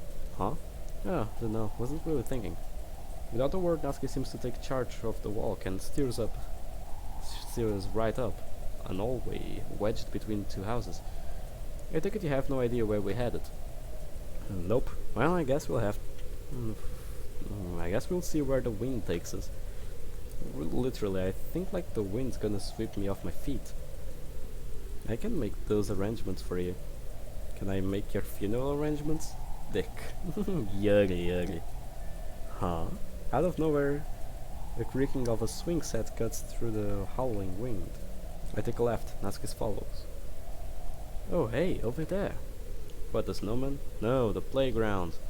What about it? You pointed it out to me a few days ago and I remembered it. Don't know, it's kinda nostalgic. Let me guess, you and Siri used to come here as kids. I reminisce too much, don't I? Yeah, I never said it's a bad thing. Natsuki walks up to one of the swings, grabbing the chain to slowly to crawl. Hell, I know this place too. I can't say Dad was the one who took me here, but yeah, I've been. Huh. Who knows, maybe we've run into each other before. I doubt it, because if I had, I probably would have shoved you off the swings. That sounds about right. There's that, then there's the cars. You were an asshole, I was a pushover. It's like it was meant to be. Natsuki hits my arm while laughing. I flinch back as she loses her balance. Hey, watch it! Watch what? You know, this shoulder still kills. Oh, yeah. It's fine, just go for the other arm next time. You do your funny hit look whenever he says something in mean bit.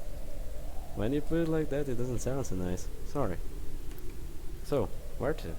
I guess we keep walking and find out. Well, lead the way. She does a little leap back onto the pavement continuing along the path. She starts walking on her tiptoes just to shovel snow off the roof of a SUV that's just a little too tall for her. I catch up to her, nearly slipping on the icy step. However, I manage to right myself just as Natsuki turns to me. Smooth. You know me, smoother than a baby's butt. You know what? I'll just let that one go. It's better that way, I'm pretty sure. Whatever snarky comeback you say would probably be worse. You're such a loser. And here you are with me. What would that make you? Loser by extension? Honorary loser? Shut up. Loser light. Loser light. Gosh. Okay, that was a good one, I'm not gonna lie. That could actually make me chuckle. Jeez. Oh my god. Okay, I'll stop. We'll carry on walking along the path. So far, so cold. Jeez, that one was... that was a good comeback. I feel a gust of freezing wind happen upon us, throwing me off guard. We try to brave it out, maintaining our brisk pace. The cold breeze starts picking up, attacking us directly. I see Natsuki shiver in her boots, her body tightening up, trying to stay off the cold. Not faring much better as I start rubbing my arms, attempting to maintain an illusion of warmth. Hey, look, is just me or did it got colder? No, I feel it too. Maybe we should camp out somewhere warm? Yeah, let's go. Jogging ahead, we ignore our previous apprehensions and head out to the main street. Suddenly we were surrounded by crowds upon crowds of people making the daily commute. I look away for a moment as the groups of what looks like tourists separates us. Looking around, I can't seem to catch a glimpse of Natsuki. She's gone. My mind begins to race, thinking of all the worst possibilities. I walk ahead, trying to find her. Natsuki? Nothing. I begin to pick up the pace. Natsuki! Look, that's her. Natsuki, look. I see her being pulled into another group of tourists.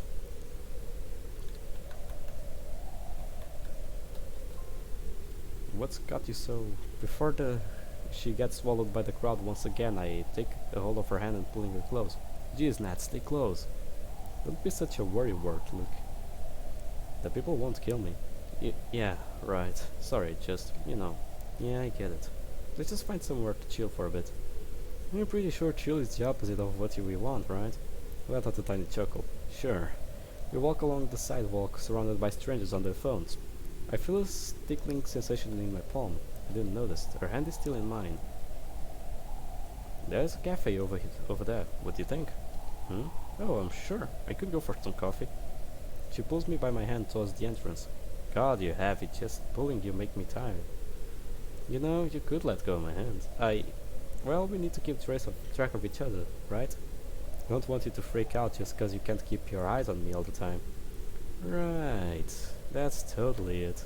Hey, wipe that stupid grin off your stupid mug. Stupid. That's a lot of stupid. Then, talking about you, I'll need very stupid I can get. When we finally make it to the cafe, she suddenly pulls her hand away from our grip. She then insultingly rubs the palm of her hand on her coat. She smugly struts into the cafe. I trail behind, clouded by my defeat. Jeez. Oh, this cafe we already know. What was the mod?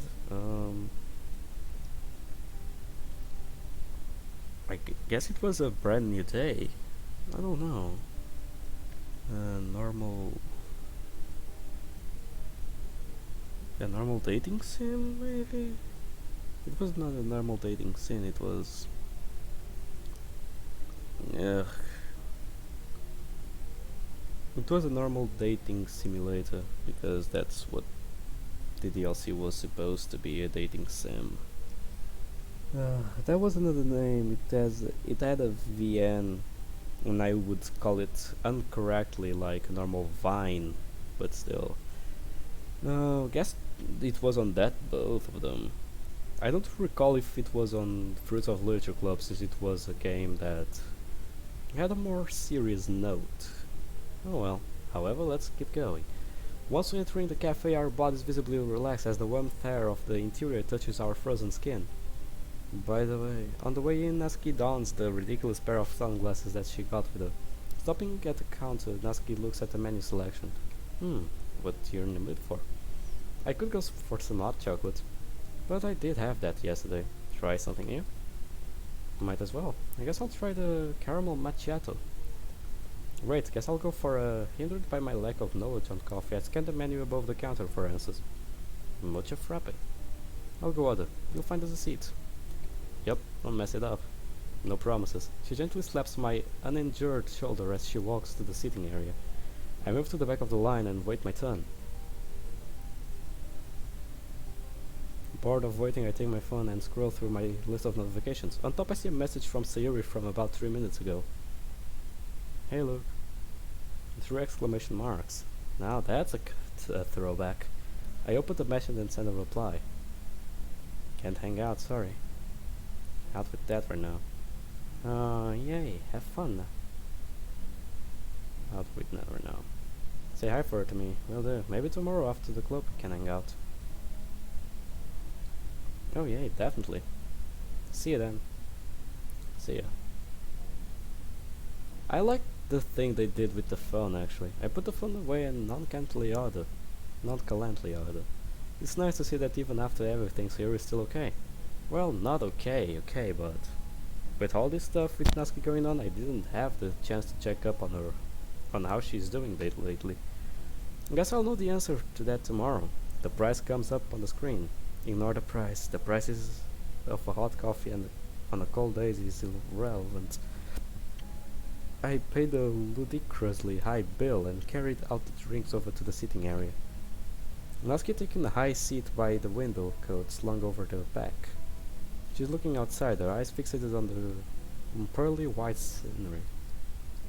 I can see the remnants of her cold breath leave her body as she takes another. Her pink hair stands in contrast with its surroundings. Maybe it's too dumb of me, but I can't help but stand in awe. Something about her. Her face tilts away slowly. For a moment I see an expression on her face I never thought I would see. It's almost melancholy longing. What's under all that aggression, Natsuki? What do you feel? All of a sudden her horrific glasses unstores me. Immediately her face contorts on a sports or casually cocky smile. Aye. You, sit, now. She waves wildly at me, signaling me to come over to the table. Shaking my head of a big dumb grin on my face, I place our drinks on the table and stab the straws into the lids. Here you go, madam. 1 caramel macchiato. I take the seat opposite to hers. Gripping her cup with both hands, she takes a sip of her drink. I lean over and sip mine. Yet, try as might, I just can't pull my eyes away from her. Man, I really am a loser. So, Luke, yeah? What's next on the agenda? Hell if I know. You okay with just walking around some more? It's freezing out there. I wanna go out with a purpose. Yeah, but it's not like we can just loiter around here for the rest of the day. We can't? Natsuki, it's warm here. Much better than catching a cold out there. It seems that the great Natsuki has finally met her match. A light breeze. Oh, piss off. Language. What are you, my dad? Oh, okay, that one was... An awkward silence washes over us. I itch the back of my ear, thinking of a way to salvage the conversation, but nothing comes to mind. I'm not your dad, but I can be your daddy. Nah, just joking. I can't say that. Well, not to Natsuki.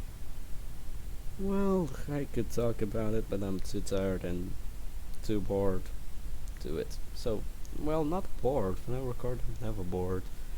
I guess I could say, it's not for a video like this.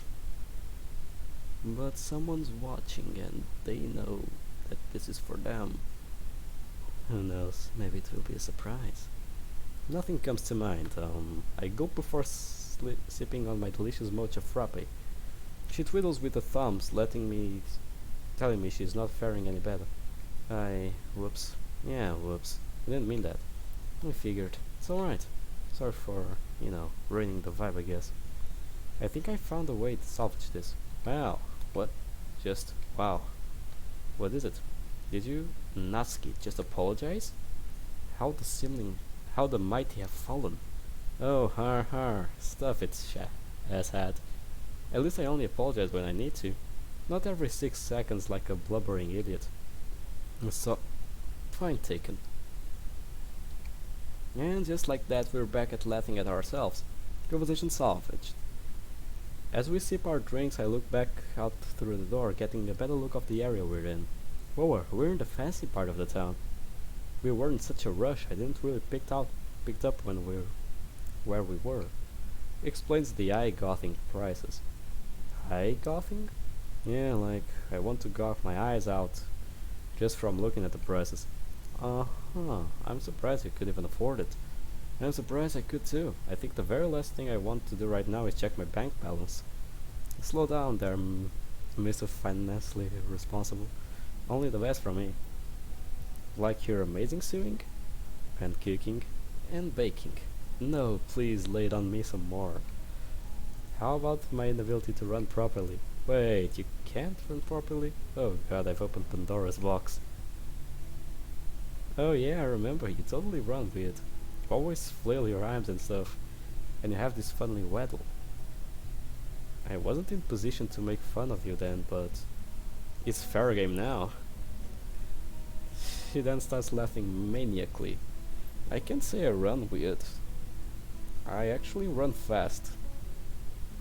On sprints I can go really fast. I'm good at sprint, but let's just say that because of smoking, my I run out of breath real quite fast. After all, being smoking for 2 years kinda takes a whole lot of me and of my breath. My lungs have been on totally bad shape, as much as I can say. Man, you run like a penguin. You got it out of your system yet. One more, then I'm done. Alright, hit me. You run like Yuri. Yuri runs? Jeez, okay, that was a good one. You son of a bitch, I'm actually crying. What? That was a serious question. I just didn't think she would be the type to run. Well, that was this time in gym class where we had to run in a mile around the school, and she ran kinda like you did. And unlike you, she has an excuse. You're killing me here, Nasky. I know. I'm on a roll now. At least you found your mojo again. You were letting me get too many hits in. Had to show you your place, right? Sure did, Nasky. You sure showed me. We laugh in unison while we finish off our drinks. So, ready to brave the Arctic winds again? Do we have to? Come on, Nasky, it can't be that bad. I guess you're right. Nasky pulls her coat back on. Pushing in our seats, we head outside to the high street. All at once we're hit by the freezing cold wind once again, as if it followed us. God, it's freezing. Jinx. Double jinx. Hey, you can't speak until I say your name. Damn it. Looking for a way to avoid frostbite, my eyes turn to the local clothes shops. Desperately try to avoid the cold and bite into the hope since she'll take pity on me. That store over there probably had some nice eating. Fancy some window shopping? Yeah, some window shopping. Also, she punches me in the good arm. Why? You broke the jinx. Don't make the rules, Luke. I don't make the rules, my ass. So, can I can talk again? Maybe. So, where would you... Before I can even finish my sentence, Natsuki has yanked me into the clothing shop. Ah, that's much better. Yeah, thank God for central heating. Tell you that though, since we're here, I could probably pick something up to keep us warm. Good call. What's starting to think you enjoyed being frozen?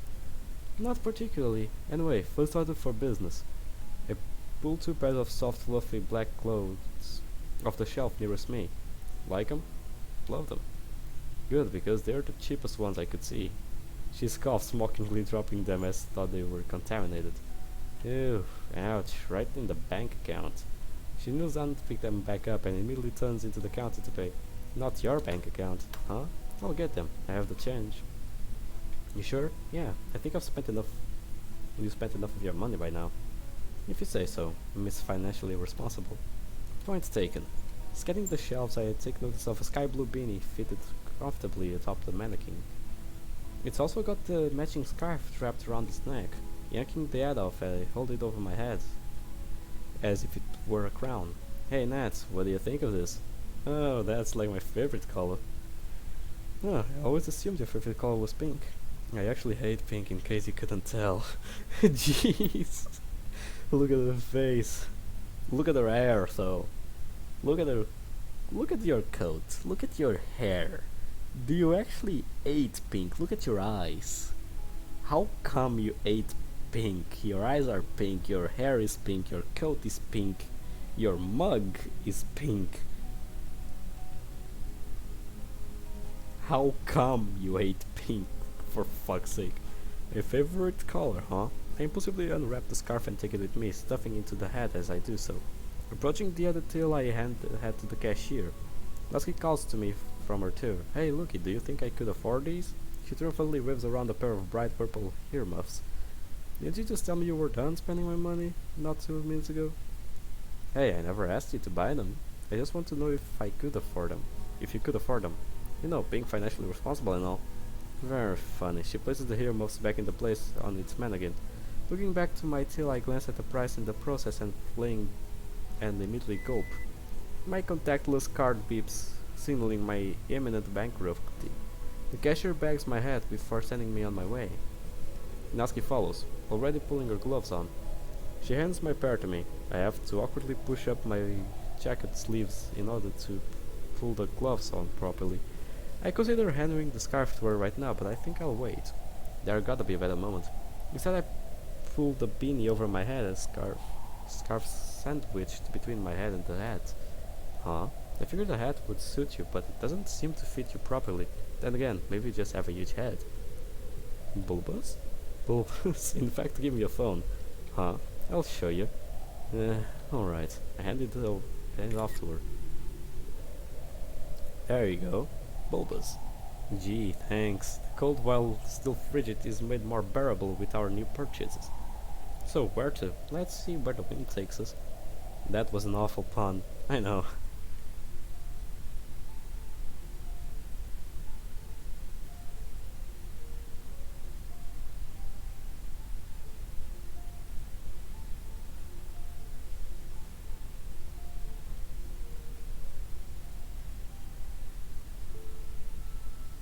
Nice.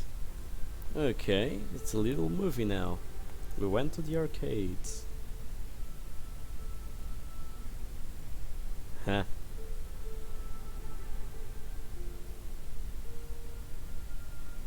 It's already night. We should probably go home.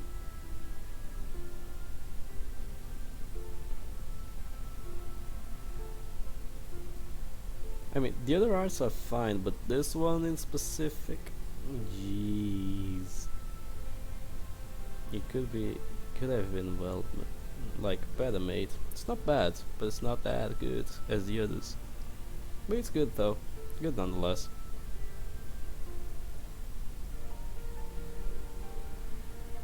Alright, alright.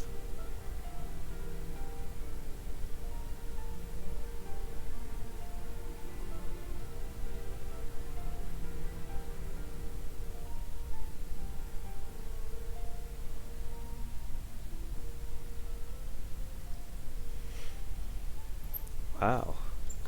Just wow. After a hell of a day out, we made our way back to my house.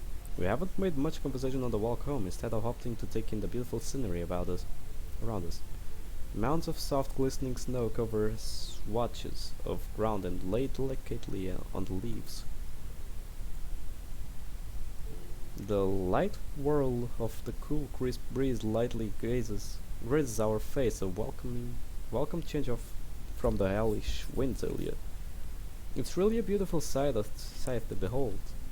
Considering everything, now would be the perfect time to spring my surprise. I reach up to slowly pull the beanie off my head. Natsuki gives me a curious look. Hey, guess what? What? Pull the skirt out of the beanie like I'm a magician pulling a rabbit out of the top of that. You said this was your favorite color, so you didn't. Oh my god. Oh, you beautiful bastard.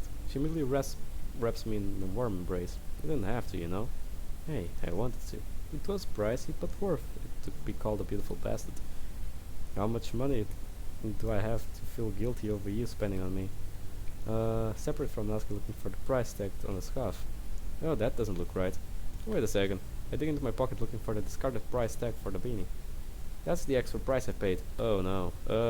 None apparently. Huh? You know how I hid it in my head to surprise you with it? Yeah. Well, I guess the cashier didn't know it was there. And I was too distracted to notice.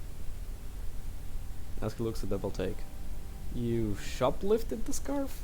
Accidentally. Oh god. You idiot.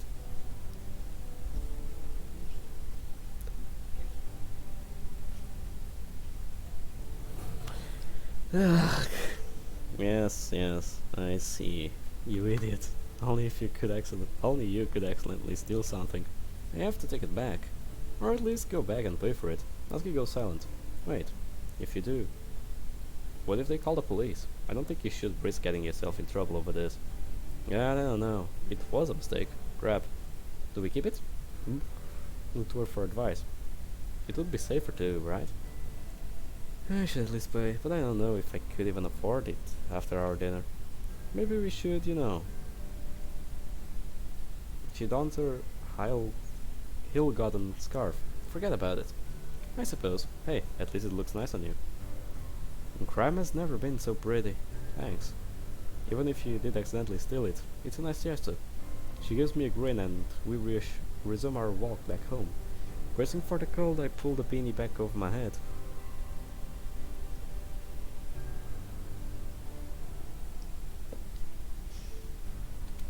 I considered trying to carry the conversation further, but the silence is nice too. At least I can weigh up my options regarding the scarf. I could return it, or at least pay for it and apologize. But on the off chance of the police getting involved, I would be fine with it normally, but considering Natsuki's, yeah, I probably shouldn't. At least for her sake. Wait, whoa. At least for her sake, it would be better in the long run. Jeez, why?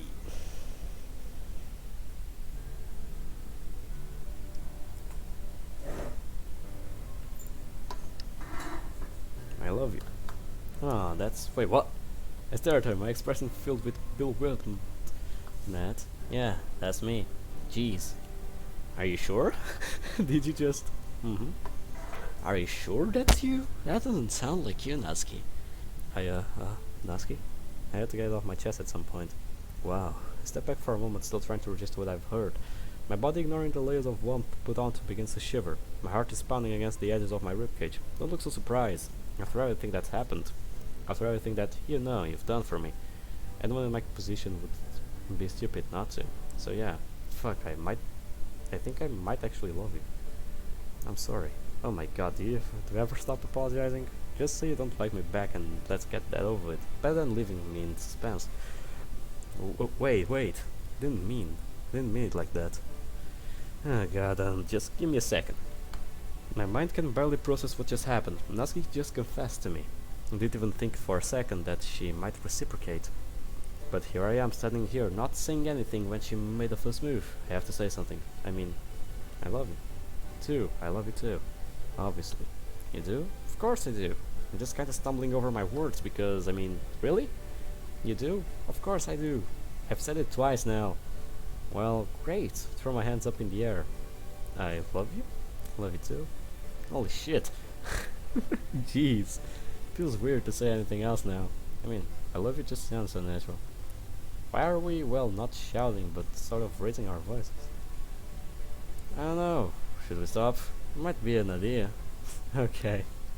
Our game of whatever this is concludes in laughter. Natsuki backs away for a second, before lunging forward then.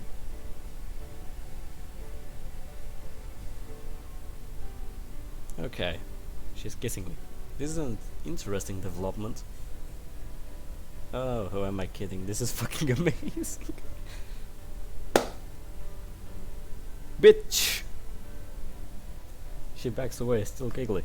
But then Natsuki turns and goes to wipe her eyes. Oh, you asshole, you made me cry. Oh, good tears, right? Of course they're good tears, idiot. This is just really exciting thing to me. Really? Interesting. Okay, sorry. Even though it's happy tears, I still instinctively put a hand on her shoulder. So, forgive me for asking. But does this make us, you know, a couple? You know what? I think it might. Perfect. Clearly already bored of our new relationship, Natsuki turns away and starts to shoveling snow off a nearby parked car. Damn, relationship. That's gonna take a while to— Oh, you son of a bitch! That's gonna take a while to wrap my head around. You son of a bitch! From what seems to be thin hair, however, a snowball hits me square in the face. I recoil stunned. Oh, you son of a— Ha! Right in your dumb face. That's it. If she wants a snowball fight, I'll give her a snowball fight. I duck for cover behind a bush as we already packing another. I begin to collect my own. Her footsteps crunch in the snow as she creeps towards me. As I poke my head around, I'm clipped by Natsuki's next snowball. Return fire on her, I hit her square in the back as she retreats towards the back of the car. Natsuki lets out a yelp and falls to the ground. Natsuki, now on her hands and knees, holds her back in pain. Jeez, you idiot! You imbecile! Okay, first of all, she told us about her ribs and back, that her dad literally hit her on the back and ribs. And where does this asshole hits her with the fucking snowball? You know, guys, snow isn't exactly soft. It is softer than dirt, but it's not exactly soft when compressed into a fucking ball. Nothing compressed is soft. Well, except from cotton, but cotton isn't really compressed, let's be realistic. Still, you fucking idiot. Why? Are you dumb? Oh god, are you okay? Oh shit, oh shit, oh shit. I rush over to her side, taking a knee and making sure she's not injured. Jeez. Wait. We fell for it. Natsuki scoops a mound of snow and throws it at my face. She hops back to her feet and backs away giggling. Stunned and covered in snow, I trip backwards as I trip backwards and knock into the car alarm blares out and Natsuki and I trade the oh shit looks. In unison, we bolt down the street, leaving behind the fruits of our mischief. After a couple of minutes I slow down, practically gasping for air. You knew that you would get my whole car down, didn't you? You're too predictable, Luke. But hey, that's why I love you. We stand in silence for a second, unsure of what to say or no. Well, home? Yeah. Quickly would be good. Fun as it was, my gloves are soaked now. Good idea. She holds out the soggy hand for me and I take it graciously. We walk the last leg of our journey home together with a hefty weight of our chest. Bitch! Oof! You got me worried there, you pink-haired bit. Nah, you kinky. Kinky? Finally turning back onto our street, I sigh in relief. My left hand feels as thought. It's about to fall off due to frostbite. However, my right hand is comfortable in Natsuki's. Well, comfortable enough given her iron grip, but I don't mind. Approaching my front door, I muster all my strength, turning the key and opening the door. However, I manage it just fine and hear the reassuring click of the lock unlocking.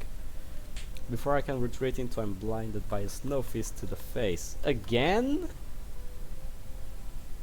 Jesus fucking Christ, girl, do you ever stop? Natsuki shoves past me immediately, shedding her coat and making a beeline for the couch. Was that the last one for luck? Nah, just felt like it. You're being a real gremlin today, aren't you? Is what I do, Luke. Sitting in defeat, I head straight to the radiator and turn it up to what I can only imagine its literal fires of hell setting. Comfy. Picking up Natsuki's hastily discarded jacket, I hand it over the living room door, followed by my own. From behind me, I can hear Natsuki flipping through the channels, those of since I last visited Grandma. Before stopping on a jingle of a show I haven't thought of since my shit. I groan. Really? I'm too tired to watch something highbrow. And you look about the same. Well, you're not wrong. I am exhausted. Natsuki pats the free space next to her on the couch. Well, why don't you come watch some garbage TV with me then? Hey, if I wasn't watching it with you. Accepting defeats, I sit down next to her. Catching me by surprise, she puts her arm around my shoulder. I struggle to reciprocate, but eventually find a comfortable spot. The TV is neck deep into the awful soap opera, as far as I can tell anyway. Not like I'm really paying much mind. Natsuki yawns. Like catching a bad cough, I can't help but do the same. Man, I'm really tired. Really.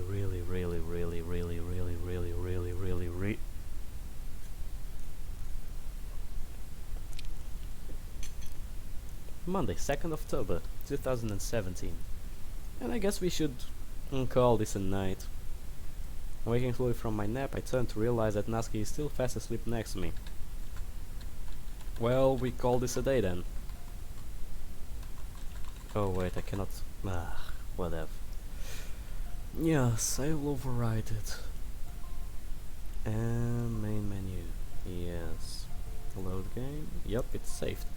Well, guys, this video was a little too longer than the first one, but still, I think you guys enjoyed it as much as I did. I hope you guys enjoyed this video. I'm enjoying Exit Music Redux so far because it's taking some different turns than the original Exit Music, and I like that actually.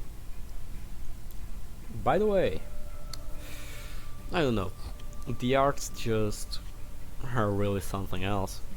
Like, the other one didn't have like a lot of different arts, it had more different sprites than arts itself. And this one is more interactive, doesn't show like all the lovey-dovey stuff, also shows like what a relationship is like. Isn't always sun and rainbows, it's also like disagreement and stuff. Either way, I'm not thinking much of your time. Maybe tomorrow I'll record another episode. I'll literally, with my schedule, I don't know. That's why I always say maybe now. I'll try to. That's the best promise I can make right now. So guys, I hope you enjoyed this video. Leave a like, comment down below what you thought of it, and well guys, not to take much of your time now. See you tomorrow. Have a nice one. Goodbye, pals.